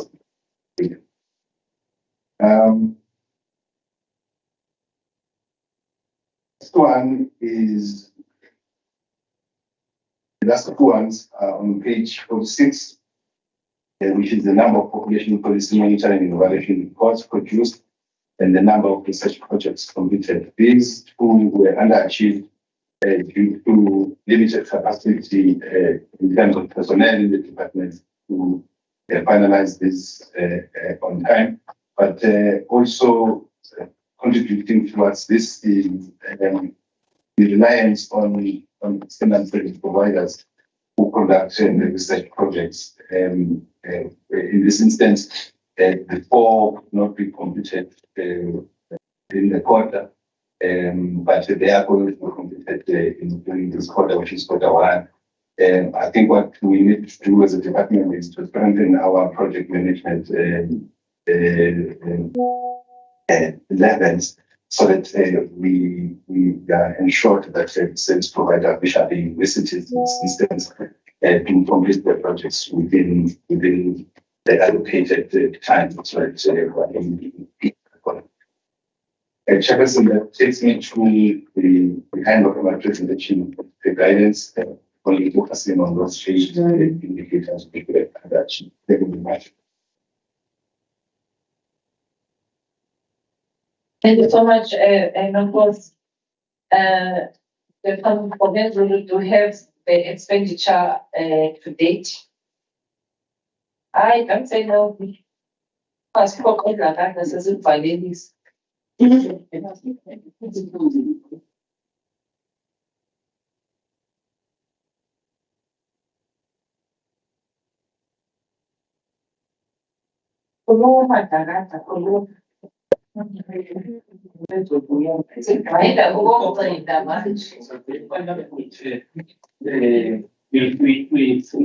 Yes, moving forward, we are still preparing it because it's due from Monday at Treasury. So we are still working on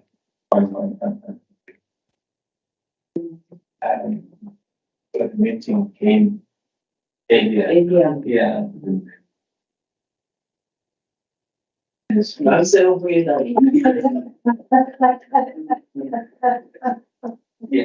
Sizobuyela yona le ndaka awukwazi uhamba na.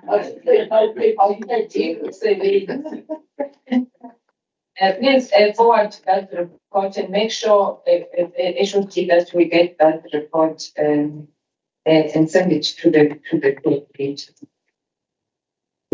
Yes. Thank you. Honourable members, questions on the 4th quarter report, both financials and non-financials. When I look at the department, honourable members, they did not do bad. In fact, they did well. They did well because the department had spent about 99.99% out of the benchmark of 100%. That is close to 9%. They only underspent by 326,000, which was due to what Udlakaza was saying, deferred invoices. But those invoices, they say, you say they have been paid already, the invoices. Yes, the invoices have been paid. That means they've already paid now in this financial year. They've actually achieved 100% if it's so.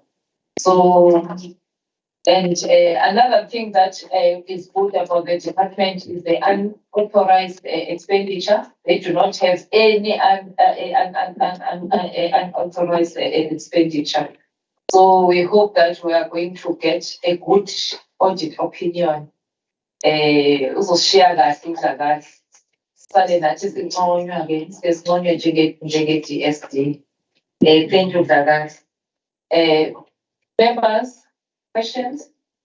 I can see the hand of Honorable Etembe, Honorable Kwanyana, Honorable Zamini, your hand is up. Yes. Honorable Tembe.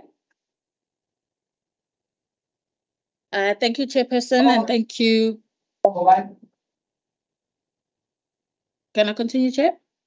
Yes, you can continue, Honorable Tembe. Okay, Ngiyabonga, Chair. Thank you so much for the reports. I just have a few questions. For the financials under the no vehicles purchased, I understand that the reasoning is because of hijacking, Chairperson. The question is this going to be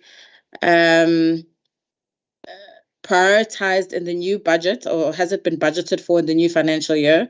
If not, will it be reprioritized? And another question, Chairperson, is there another way to deal with this besides not purchasing new vehicles?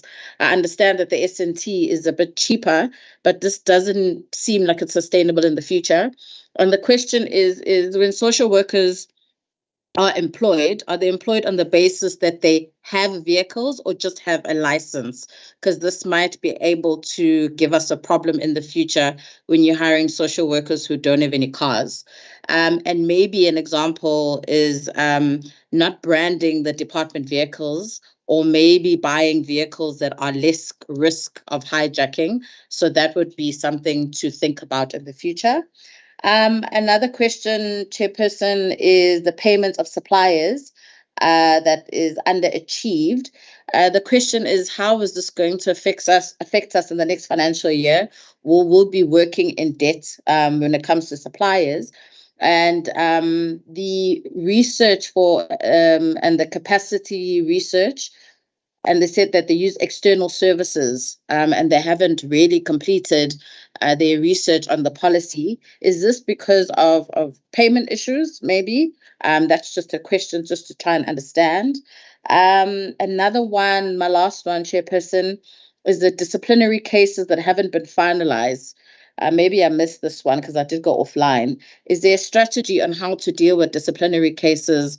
Because social development is known a little bit for not closing or completing cases. So how will this be fast-tracked to make sure that cases are finalized within those 90 days? And how many cases are pending?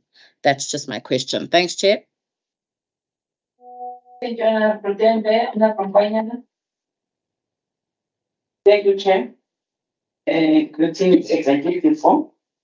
Chairperson, I am having only one question that was in advance. My worry is about the cases that have been postponed, not to sit timelessly, because some of these cases are amongst the officials that have been suspended. For how long it's going to take place, Chairperson, because we need a final result of what we say for these cases. Thank you, Chairperson. Thank you, Honorable Kwanyana. Honorable Zamini. It's clarified everything.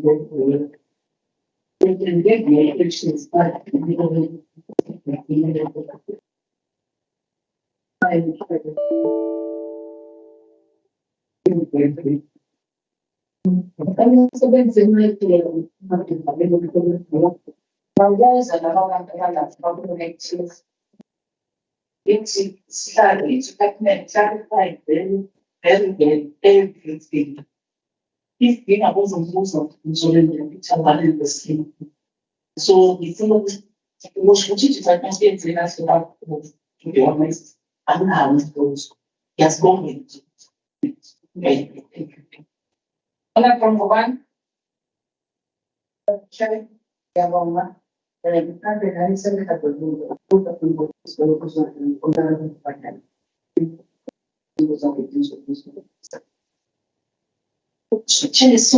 another was a rebate of 15 and 18, according to the according to the report of the agency On page 21 of the non-financials.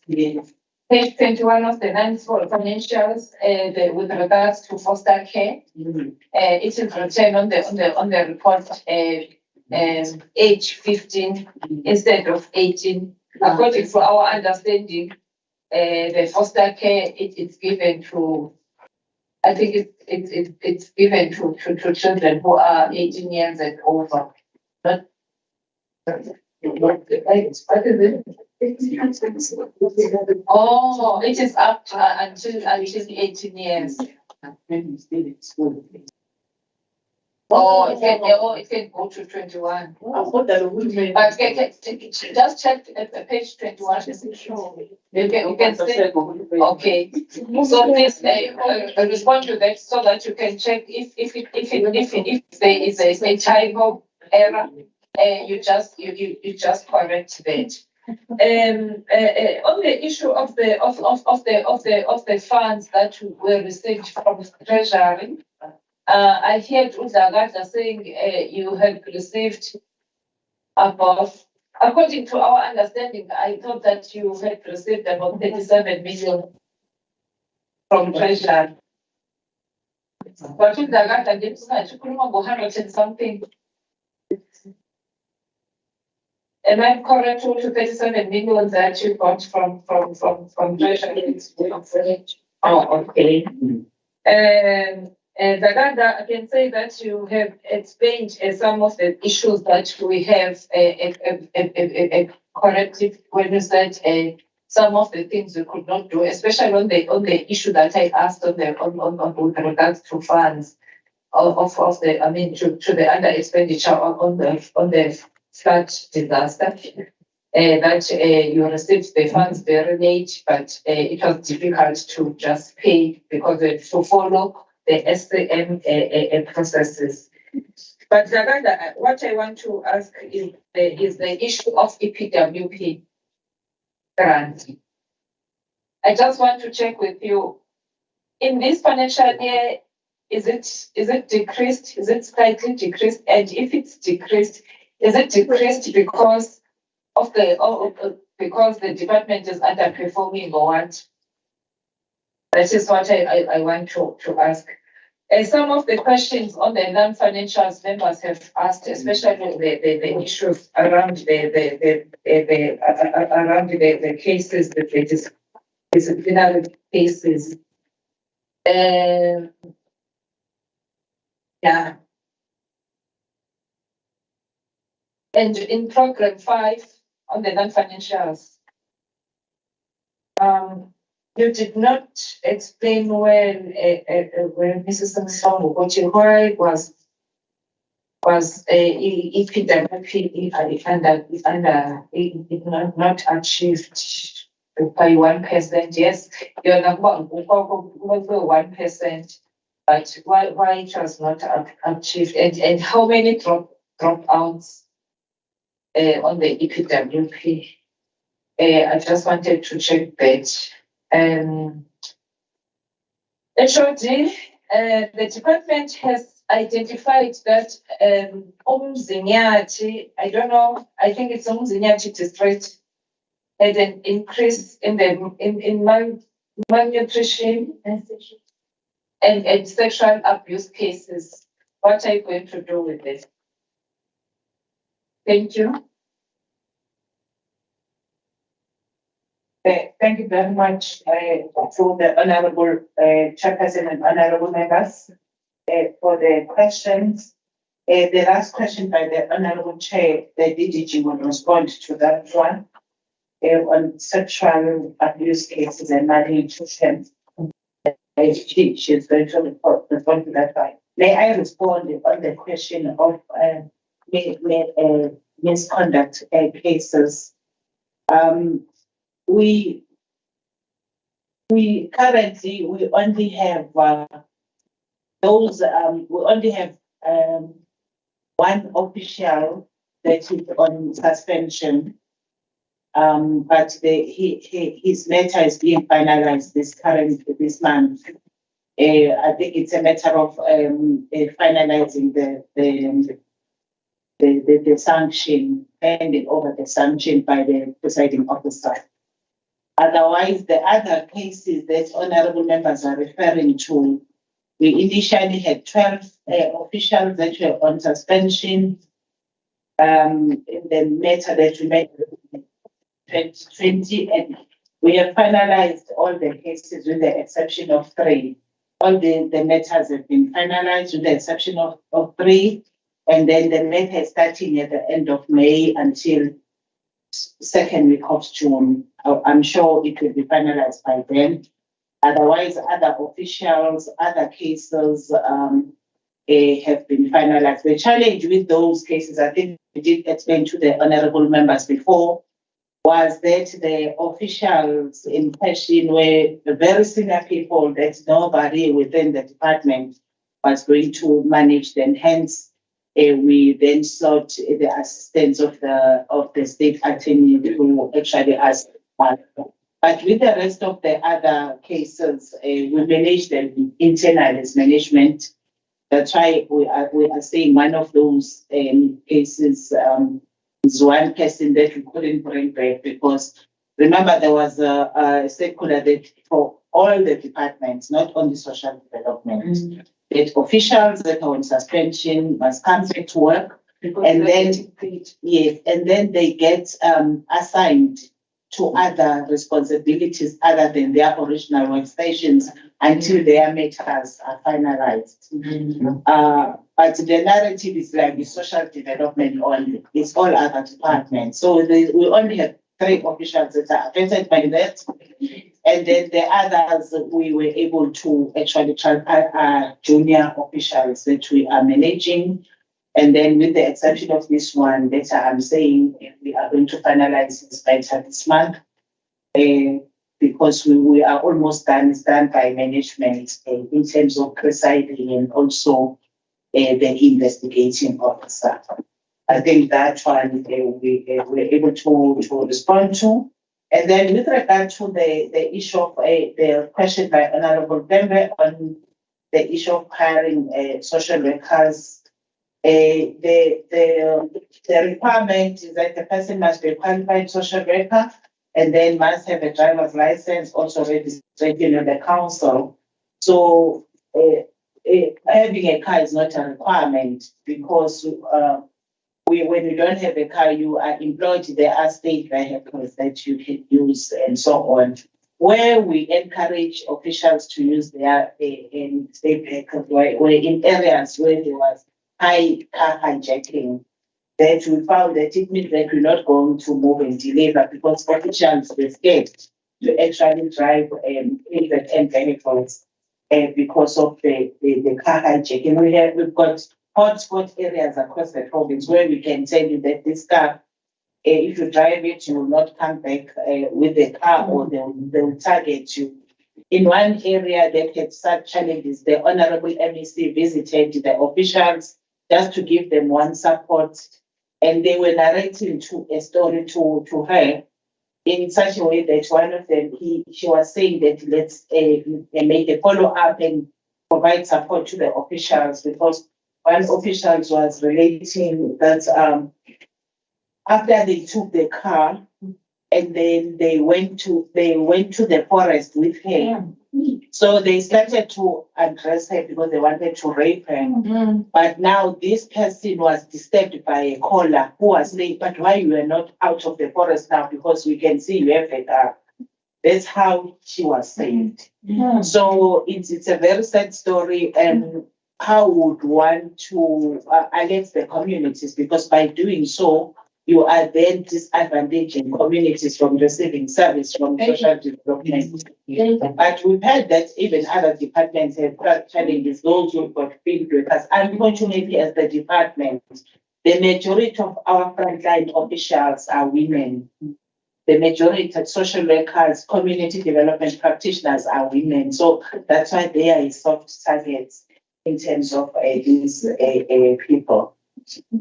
I will leave the other one to the colleagues in terms of the payment to suppliers. Unfortunately, colleagues will come this time. It's the only one that is.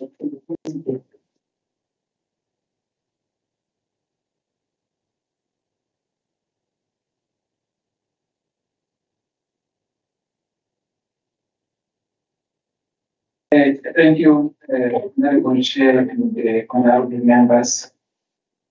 The question regarding the procurement of vehicles, whether we have made provision for the procurement. Yes, the road and image that department is going to procure during the 23-24 financial year base and allocation, because it is now 2 years without procuring the vehicles. Those that we are using now, most of them have reached their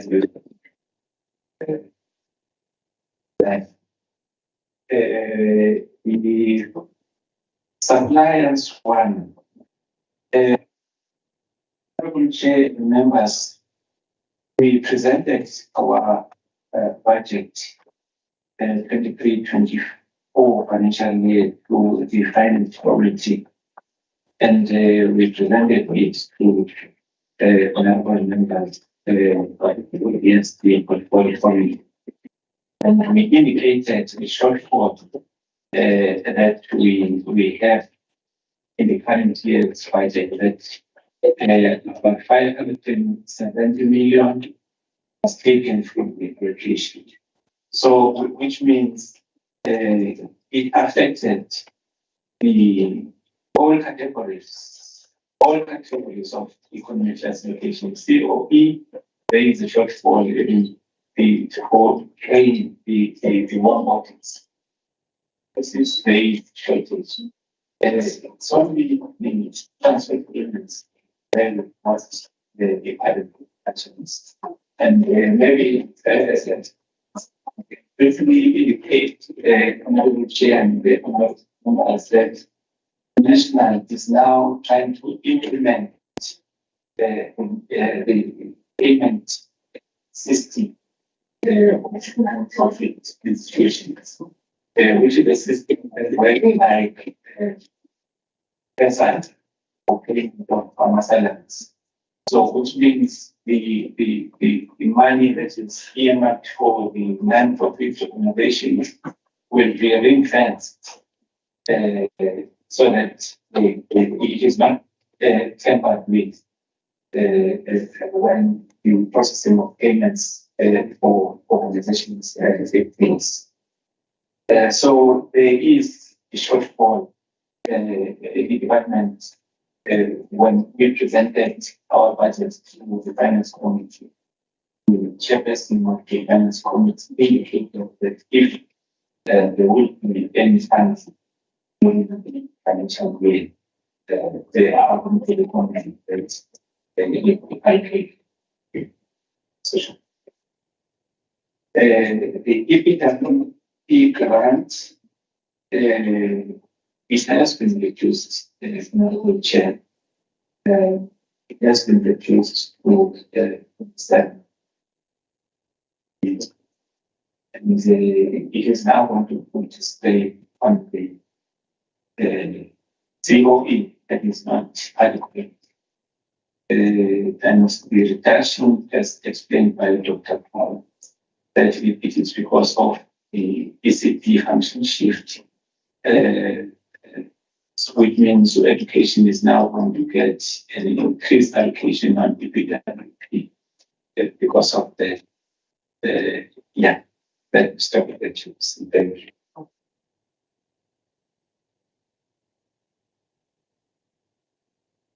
Oh, sorry, the department has deferred about. I just want a clarity on this terminology. To say the department has deferred about 10 million to this financial year. I don't know whether you defer money or you apply for a rollover. So can I just want to check nobody isingesi sami siyangilahla lapho wezakahla ngichazeni kahle ukuthi nje about 10 million has been deferred to the next financial year. It has obtained. What does it mean? Thank you, Honourable Chair, honourable members. When we talk about it, we are saying those invoices will be paid in the current financial year. So we didn't have money to pay in 22-23 financial year. So we deferred those invoices to 23-24. Oh, it is the funds that you said you did not surrender them back to Treasury. No, Honourable Chair, we did not have money to pay. Oh, you did for not those have. invoices. Yeah. Oh, okay. Yeah. Mm-hmm. So yeah, I was confused about this. They've deferred. So it's we do If I may interject. Honourable Chairperson. Listen. Yes, Honourable Chairperson, nami this terminology of deferring abodlakadla abasiphotha ngayo ngizwe ngathi kudlakadla ngathi vele usho kahle nje dlakadla uthi ama accruals ngoba those are late payments including le ebengikhuluma ngayo eyenzeke ngo 29 of March. So those are all late payments. So all those receipts angena with next coming financial year, this one, 2023-2024. So it goes as accruals. We go with them to the 2023-2024. Simple and straightforward, Honourable Chair. Thank you. Oh. Let me say, so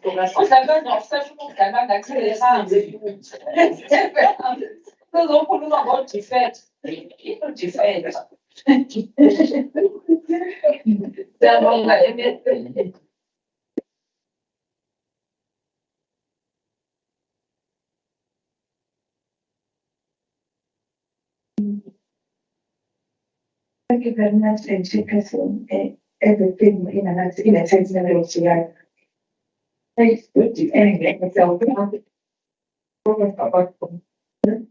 you very much, Chairperson. I just want to respond on the issue that has been raised by the Chairperson in relation to increased statistics in relation to malnutrition as well as sexual abuse in Umzinyan. I must indicate that.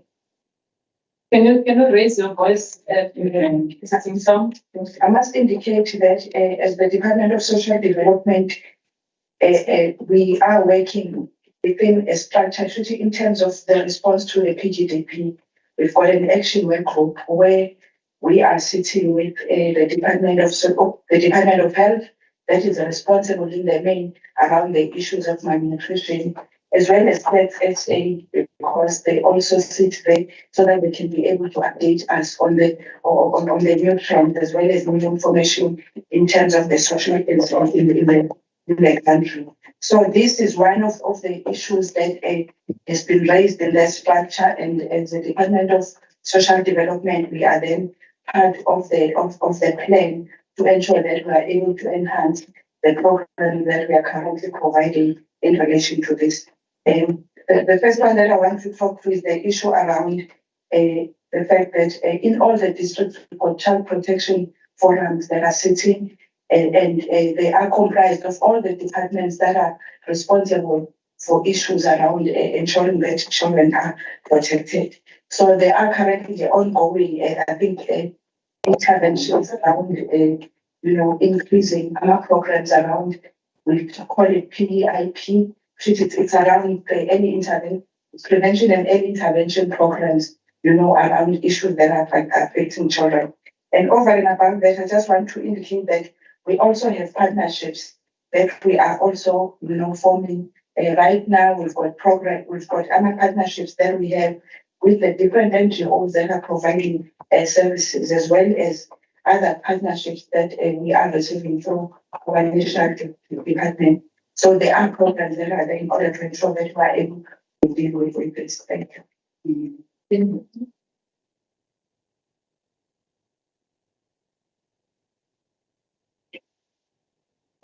I think there's the other one that was 15 and 18. Yes. I think we did indicate that was a typo. It was a typo. Yeah. Oh, please correct it.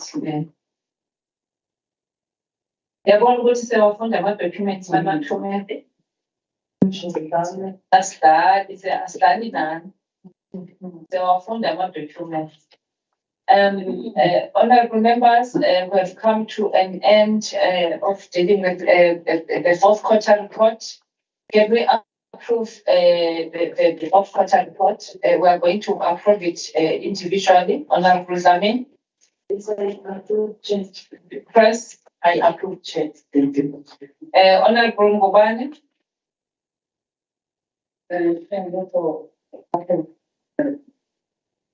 Honorable Mjali.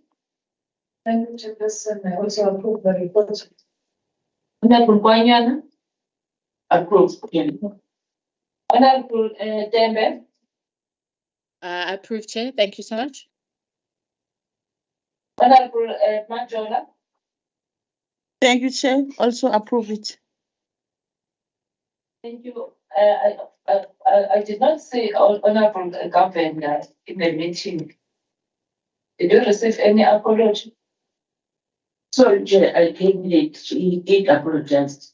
It is for the past commitment. Oh, okay. We did not receive the apology. Thank you for that. We are going to record an apology. Otherwise, Honorable Rajbansi is away on a study tour. So the fourth quarter report has been approved. Then, thank you so much, members. SRD just take us through because what we want to know, we just want to know the progress with regards to this sectoral parliament, the workers parliament and youth parliament of 2022, especially the youth parliament, because now in June we'll be going to the youth parliament. So we just want to check whether you respond to all the responses, the questions.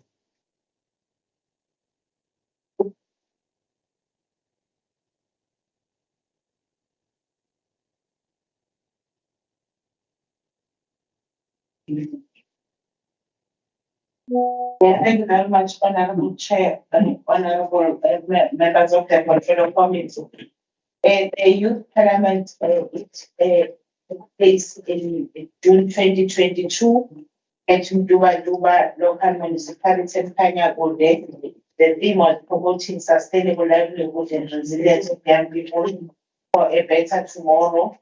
What was raised on behalf of with regard to social development was that the resolution was that the department must monitor the NPOs and ensure that funds received are spent on the core functions of the NPO. Because what was noted was that some of the NPOs are irregularly spending government funds. So what we are saying was that throughout the financial year, we have a unit that is called institutional capability building of the NPO. So that unit in working in collaboration with the districts provided capacity building and support to funded NPOs through the implementation of the 10 capacity building interventions that include community skills and good governance, financial and record management, resource mobilization, conflict resolution. Conflict resolution, we've seen that, honorable members, it's a key skill that is important for non-profit organizations, even if it's not a non-profit organization for young people. The minute they get funding, even if they were an NPO that had no funding before, then they start to have some problems or challenges in terms of conflict. Hence, in one of the skills that we train them in terms of capacity building, conflict resolution, that also goes to health and safety, productivity and management, leadership skills, holding of minutes, meetings, limit writing and report writing. That is very much important because if you find an NPO, we must ensure that they are able to keep proper records of the work that they do in such a way that it becomes much easier for their records to be audited, because once we fund you, we need to ensure that annually you provide with an audited report to the department, and issues around Property Act as well as project management. So these are the interventions that we've done to the NPOs that are run by young people. We've also conducted M&E sessions on a quarterly basis to all NPOs that are funded in order to ensure that the NPOs they spend funds in terms of the deliverables.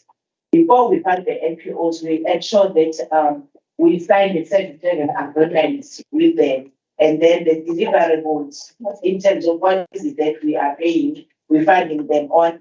They are then clearly outlined in that service level agreement. Then we can then monitor them that they are complying, and in terms of how we funded them, and also ensuring that we even capacitate them as I indicated, which is in terms of Section 38(1)G of the PFFA.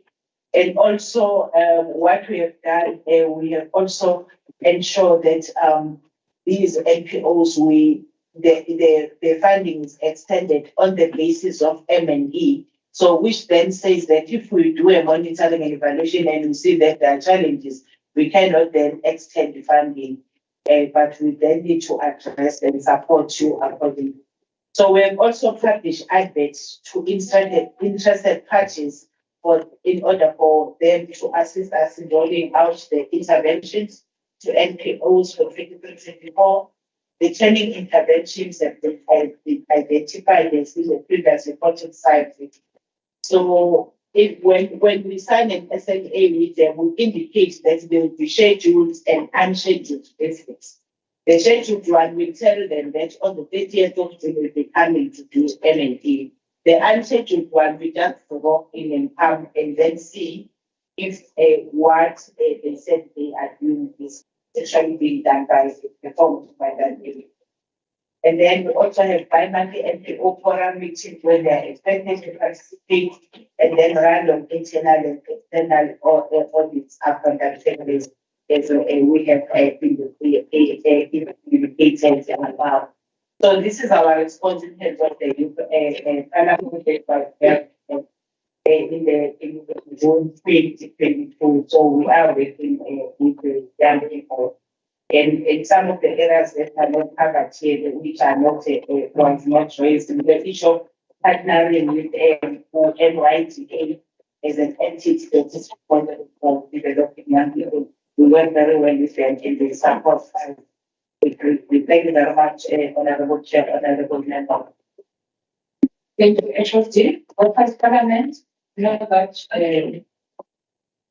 please delay Workers Parliament, but we just want to check on record purposes, which did you respond to all the issues that you raised? In your Parliament, it was only one resolution on our government. The Workers Parliament. Yes, and thank you very much, Honorable Chair.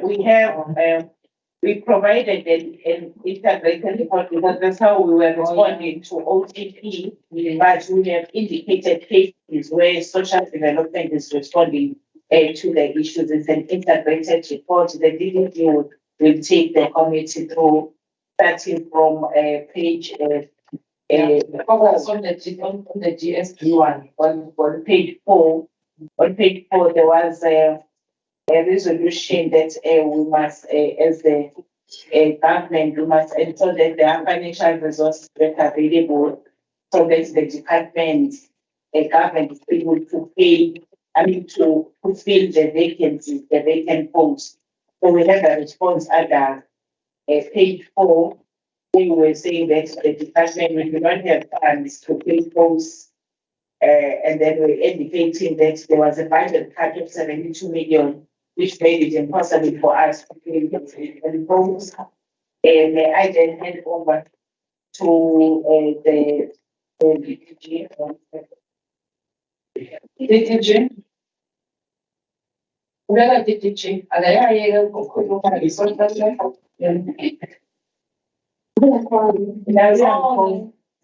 Okay, on page on page on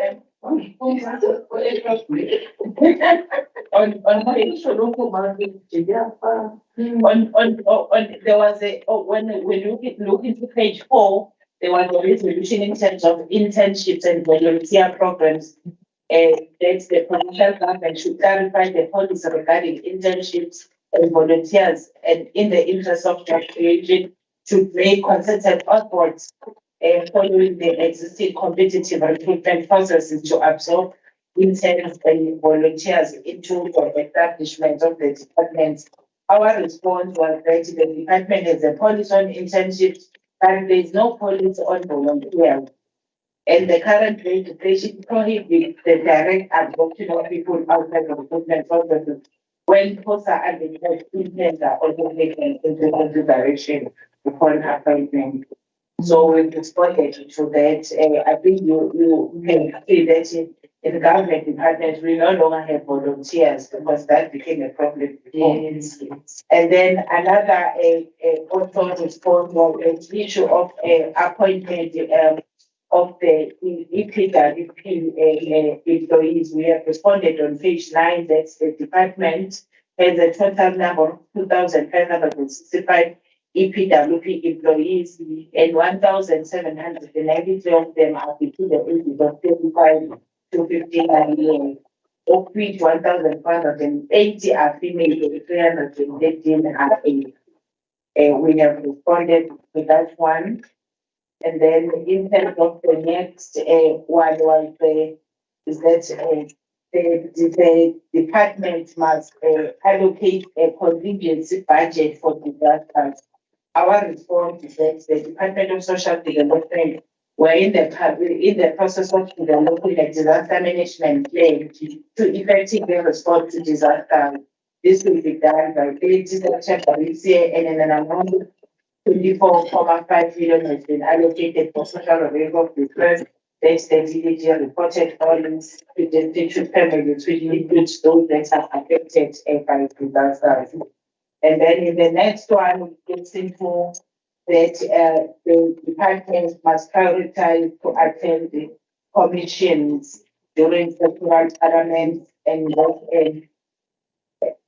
then our response was that in the central parliament, the department were represented by the acting chief director and the director of labor relations. So we were represented by officials at the senior level.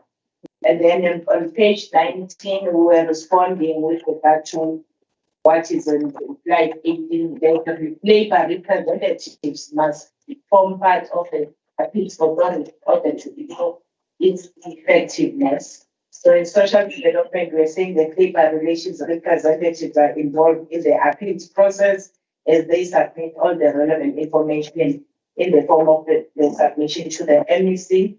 And then labor relations officials from within the department are involved in the appeals process from the outset to the conclusion of matters to improve its effectiveness. And that this we are doing also that in legislated in terms of the Public Service Act. We are almost there in terms of our responses.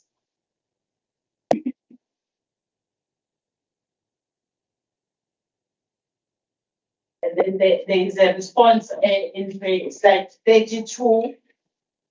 That outdated government organizational structures must be updated to prevent increases of headcount and improve service delivery. So our organizational structure is updated. We are not affected by this resolution, honorable members. I think we are almost done. I think we have responded.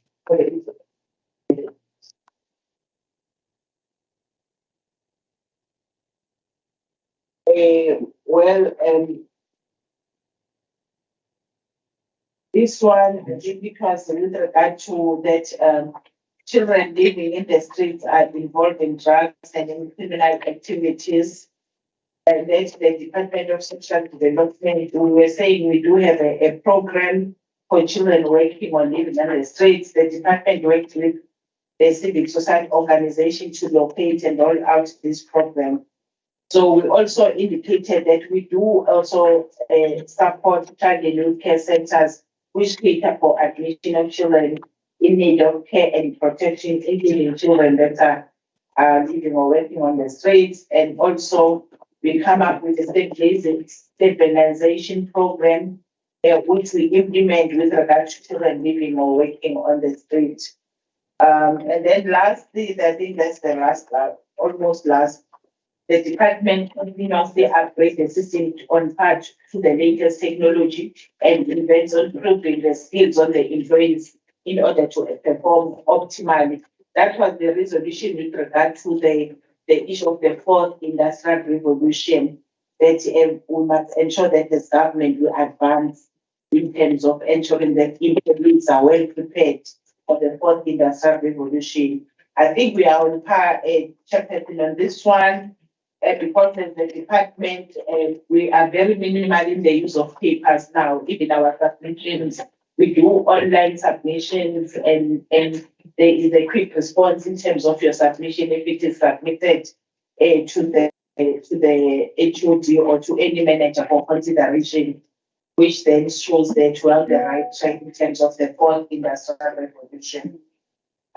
And then there's also another resolution that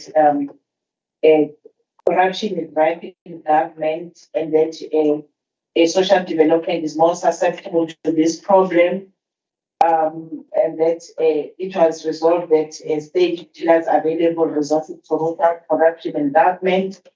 I think we reported corruption, all it's another matter, but for social development, we're indicating that we've investigated the matter that they are referring to, and the officials are detained for being involved in corrupt activities.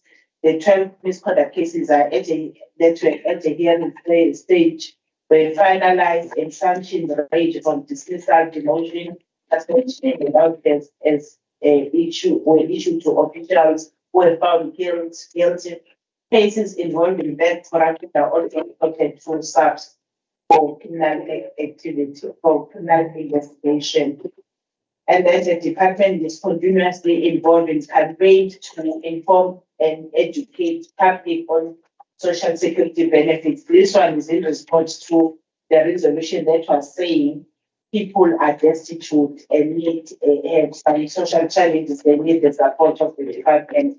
We then said with SASSA, the department provides comprehensive social security in terms of grants, social relief, as well as other form of social grants. I think I will try to summarize that. Thank you. Thank you, HOD, and thank you for the responses. We are happy that you responded to all the questions. With regards to the one resolution that was raised by youth parliament, we are happy about the resolution. The response. And the department is also is conducting M&E sessions on quarterly basis to the funded NPOs, ensure that NPOs are spending their funds. We hope that you do that. The only thing, Chairperson, that it should be that would grant the as the committee to know, to be reported on to us now with regards to NPOs. It's the NPOs that you find that they are not functional, and the NPOs that you are closing down, because there is a media statement, I don't know which paper was on, where it was said the Department of Social Development is closing some of the NPOs because they are not registered or adhering to the policies. I don't know what is that, but we'll want a full report on that. Yes. on the number of the NPOs that you are closing and the reasons why you are closing. Thank you very much, Honorable Chair, Honorable members. We do not have an NPO that we're closing as the province. What you saw, Honorable Chair and Honorable members, I think is a statement from Gauteng. Gauteng has been on the media on this matter, but they're trying to redress it when you follow up the media as well. Okay. So with us, the only challenge that we have with the NPOs was the issue of paying them, because it's not that we don't have a budget to pay them, but it's the system that Dalata was referring to, where you find that when comes month end, they all provide their monthly claims, and then what we are allocated a percentage to actually go through bus, then it becomes congested, and then you find that the payments do not get through. But what we are engaging the provincial treasury on right now is the tranche payments, because in other provinces, we're the only province that pays them monthly. The tranche payment, we pay them for that particular quarter. In Gauteng, for example, the residential care facility, they pay them twice in a year, 6 monthly and then another 6 months. Because it helps them to manage. They are affairs much better. Come that they pay employees, they do that, and we also do risk assessment as well, because you can't give them a pay allocation for 6 months only to find that the next day is no longer there. But this is what we are negotiating with the provincial treasury right now, and we are giving them all the information that they need. I think it's gonna assist us. Otherwise, we are not closing any NPOs in the province. We are doing our MNP. We have seen where there are challenges, and at times they are fights in terms of please address these issues. Thank you so much, J. I think that is the good question. That one that you want to follow, because it moves us. It's a great concern for the department not paying the NPOs this time, because they always complain. So I think if the treasurer can agree on what you are saying, it can be better. Yeah. The treasurer, I mean, the treasurer, yes. Yes, they in terms of our in terms of our engagements, they are positive. The homework that is Darana and the team are dealing with now is to ensure that when we do the spread of the, because we know how much they spend per month, so we need to then repackage the payment time so that the bank is aware of how much is and so on. So it will not then be a burden to them and to us as well. So they are positive because they've consulted the National Treasury and they also consulted other provinces, just like how we did it as well. So they are in agreement. In fact, initially, Chairperson and committee members, we once paid in tranches. So I'm told by colleagues that at some point, AG came and they made a finding that you cannot pay for a service that has not yet been rendered. So that's why then the province dumped the issue of paying tranches. But then as provinces, they are still. Yeah, we think it was supposed to be a finding in the first place, because if you pay them in April, for April, May, June, that is valid because it is in terms of their current border and so on. So we there. And we strongly believe that we are trying to consider and understand the climate that we are in. At times when they send us sport messages, because when it comes to month end, it's like you're managing your own test. They will tell you that HOTP's advise when are we going to be paid, because we can see the run is, they even know our systems, when is the run, when is they get the messages that the run is when and so on. So I shared that with HOT Treasurer to say, hey, you see, we are in hot water. So they support us. At times they will assist us to have special runs so that we are able to pay them. Because we find that officials have already captured all the payments, but they can't go through. You see, thank you. I think I support that, and I think we support it as the committee, unless there's no one who does not support. And I think the Finance Portfolio Committee will also be happy to support that one, that the department must pay in tranches, because I think the visit is cutting MPOs or whatever the time. MEC, do you want to add? Thank you so much, Chairperson. Sonke Chair, izindlebe zethu zikhathele by the outcry by NPOs which are not paid. But we are coming with this strategy. We hope it will be the end of their outcry. For us, Chairperson, I must indicate that we are forever thankful to the Portfolio Committee led by yourself, Chairperson.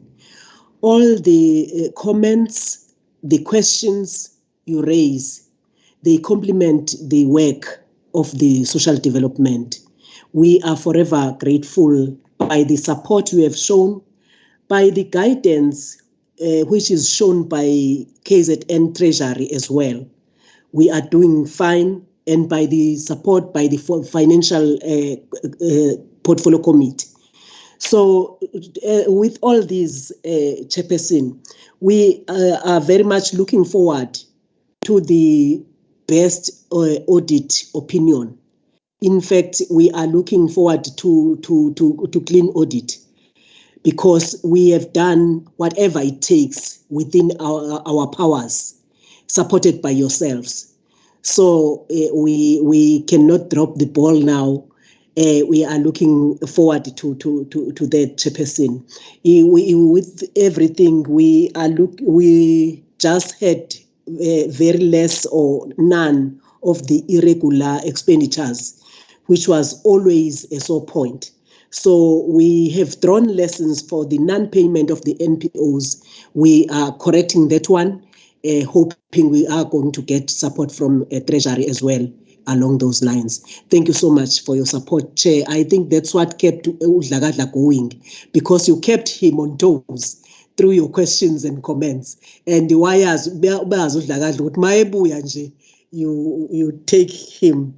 Chair, with all the Chairperson, thank you so much. You are really part of the family of the DSD. Thank you. Thank you, MEC. Thank you. Forward, we are saying forward ever and record never. We are looking forward for that clean audit, and we are going to celebrate with you. Honorable Gamin. Thank you, Chair. Now, I want us to find out how far it is. The story.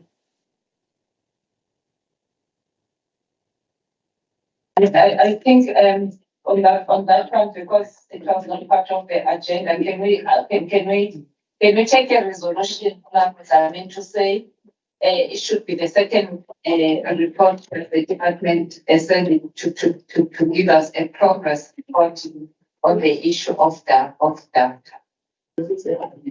Yes. You're saying because also maybe it also be said for. So can you send us a progress report? Lastly, members, can we take a resolution as the Portfolio Committee to write to Treasury to beg Treasury for more funds to Department of Social Development, especially for social workers?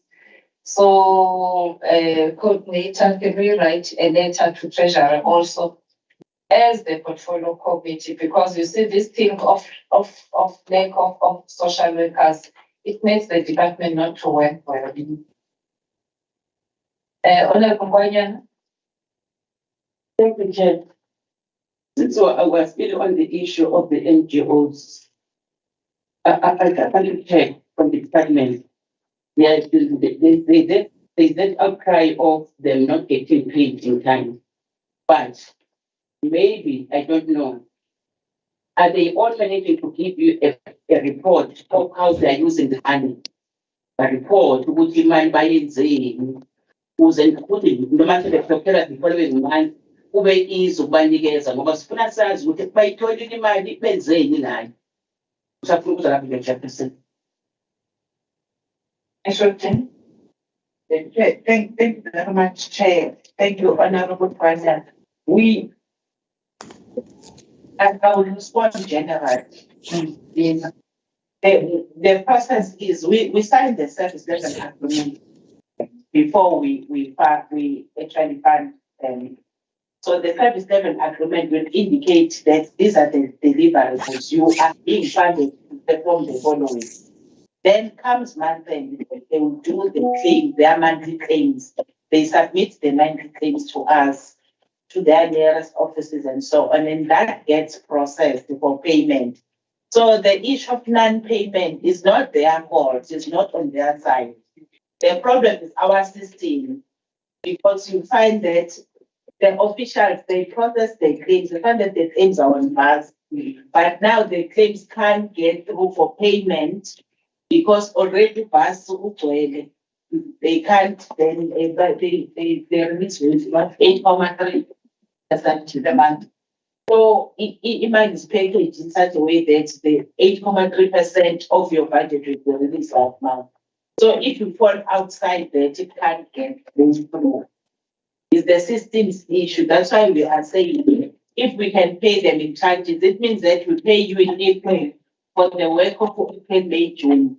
So you don't have to worry, end of April you have money, end of May you have money, end of June you have money. We pay you again in July, for July, August, September. This is what we are negotiating with the Treasury. They seem to understand our matter. A short question, are the NPOs able to give you reports of what they are doing? Yes, some monthly reports. Yes, they are. When we reported, especially on the issue of the youth run by NPOs, we made an example that other than the youth NPOs, other NPOs in general, we do monitoring and evaluation. They submit their reports. We do our scheduled visits. We tell NPOs that on the 30th of June, we visit. But on some other days, we visit, having not told them it's an unscheduled one, to check if things are in order and all that. The majority of them are doing well. The problem is our systems in terms of paying them. Those that are not doing well, we deal with them. Thank you. Thank you so much. MEC? Thank you. Thank you, Chairperson. I wanted to get into the question by the Honorable Nkwanyan. Chair, the department is doing well in terms of getting reports from the NPOs. But at some point, as this, you get reports which are not the true reflection of what is happening. That is why we must agree that we need to strengthen the monitoring and evaluation, because we wouldn't find ourselves landing to the issues raised, the outcry by your DAFTA, by your other NPOs, if we are doing well in terms of the monitoring and evaluation. So we need to do well on that. And if we receive reports, we need to do a follow-up so that we don't find the department in that situation. But each and every month, the NPOs do submit their state of affairs. Thank you. Thank you, MEC. And we are looking forward to you, MEC, as the political head of the department, to strengthen the M&E unit of the department so that all the issues that you are raising are corrected.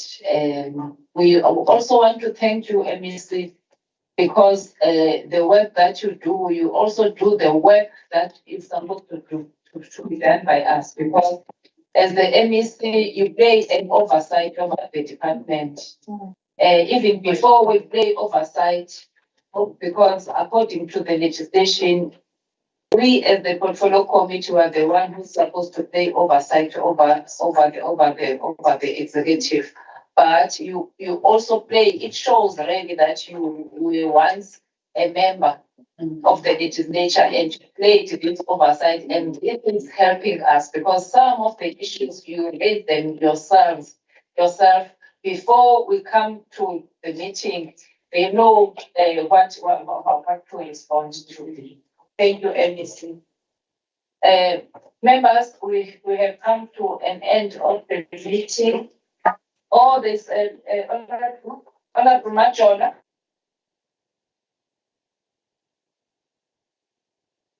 Majola, and then we're going to just get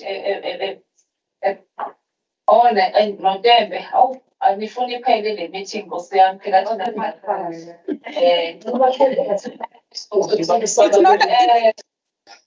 Members, no, you can't say as Funipere because we are homes, we've got different issues, but we cannot just keep quiet because we are home. I am happy to hear the follow-up on the question that has been asked by Honorable Gwanyana, responded by our Honorable MEC, the issue of that office of the MNE. The MNE office is so critical. I would have a resolution that is talking to that as they are doing their M&E over the NPOs, they have got a framework. What is it they are looking at? Can we then, to avoid this issue of having some red highlights in papers about the NPOs, on monthly scheduled meetings to have the report from the M&E section of the department through the HOD? That will assist us, and it will also indicate how that section is taking what is being said by MEC serious. We are doing our overwork, but we've got different levels in our oversight. There is no doubt that there was an indication for the department to have M&E, and when that section was introduced to us, we said, thank you so much, because most of the time before, we could see that there is a lack of that element when it comes to the reports that are coming to us. We wouldn't be seeing something that should have been identified at that level coming to the report during the scheduled meetings. Otherwise, that's all I wanted to say. Thank you so much, Chairperson. And thank you, Honorable Majola, and I think we support that resolution to have a monthly report on the MNE. Whenever we meet with we have portfolio committee meetings, the HOD must give us that report of the MNE to show that the MNE is doing its work. By doing monitoring and evaluation on the NPOs. It's a good resolution. Thank you so much. Honorable Chairman. Thank you, Chair. Mine is a bit on the side, but what happened to the committee chairperson inviting SASSA to a committee meeting, maybe even once every few months? There are just so many SASSA queries and issues that are on the ground, Chairperson, that do come to us as, members of this committee.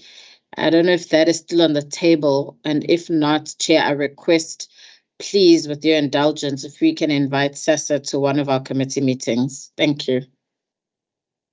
Thank you, Honorable Tembe. We do invite them, but I would ask the coordinator to take it serious that you invite SASSA and NDA, both SASSA and NDO, to come to the meetings. It's just that sometimes we do invite them, but they do not pitch up. NGA is online. And SASA? SASA is here? Oh, NGA, I'm told that NGA is here, but NGA and SASA should be part of the meetings, all the meetings that we call coordinator. We must stress that because there's nothing that has changed with them. They are supposed to be part of the meeting. We know that SASA is a national entity. By the way, they do not report to us, but we have agreed with them and communicating with the MEC to say if she can talk to SASA to avail themselves to appear before the portfolio committee. SRD. Thank you very much, Honorable Chair, honorable members. I just want to request the committee that maybe if you invite to SASA, and most of the time they will avail themselves, maybe indicate what the committee want to be agreed on. I think that is important, so that when they come to the meeting, they come, because sometimes they come, you find that there is no agenda item for them. Same applies to NDA, because NDA has a responsibility to contribute towards poverty eradication in the province. So they can tell us their plans. Like with us as the department, we have met there's a team that HOD is leading of the portfolio, where we share our APPs and we share even what allocations we have, and we work together to strengthen our service delivery, because our work talk to each other. So I think when we invite them as the committee, you then say you want to know about this,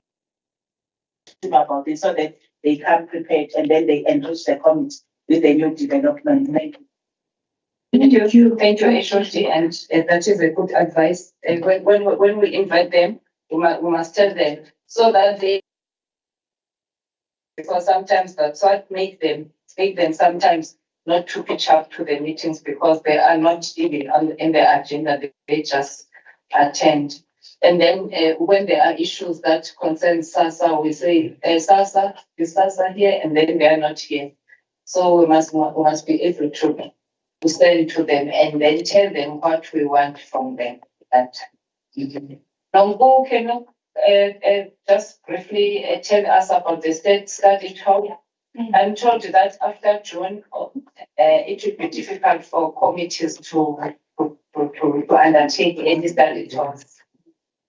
And we have got a pressure, and most of the political parties are indicating that in July they will be reducing. They want to reduce the surveys, but they are not, because of the pressure election.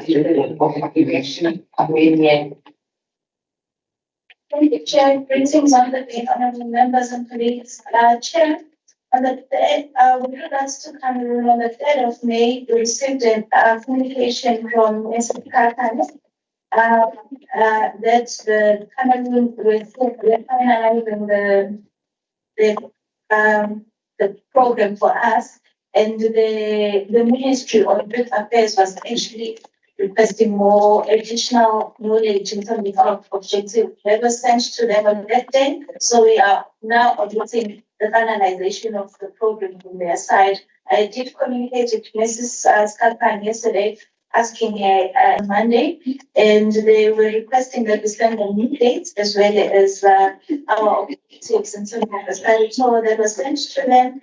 And the new dates that were sent was from the 10th of June to the 9th of June. So we are actually waiting on their response. Okay, can we do a follow up? Is there anyone who can assist us? Can you assist us with the ambassador? Anyone can you assist us with the name of the ambassador who is there in Netherlands and Cameroon? And as well as their contact numbers.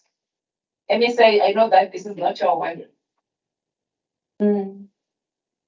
Please, Manzimande. Manzimande, Yes, Chairperson. Yes, we siyafisa can. ukubona umsebenzi wakho kodwa singakufaka nje nawe esikhwameni uma ngabe ungasizi usiphelezele. Yes, bengisathi ngizozicelela nami, I'm part of the portfolio committee. Yes, Chair, we are going to assist through USIA, and they will converge as a team. Babon ukuthi how best do they move forward? Thank you.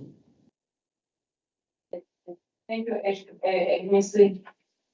Please, uma ngaba singafumana nje lo assistance, because uma ngaba by June kukhona nje into positive. Lokho kuzosho ukuthi we can undertake ile nto isikhathi kuthosele by June.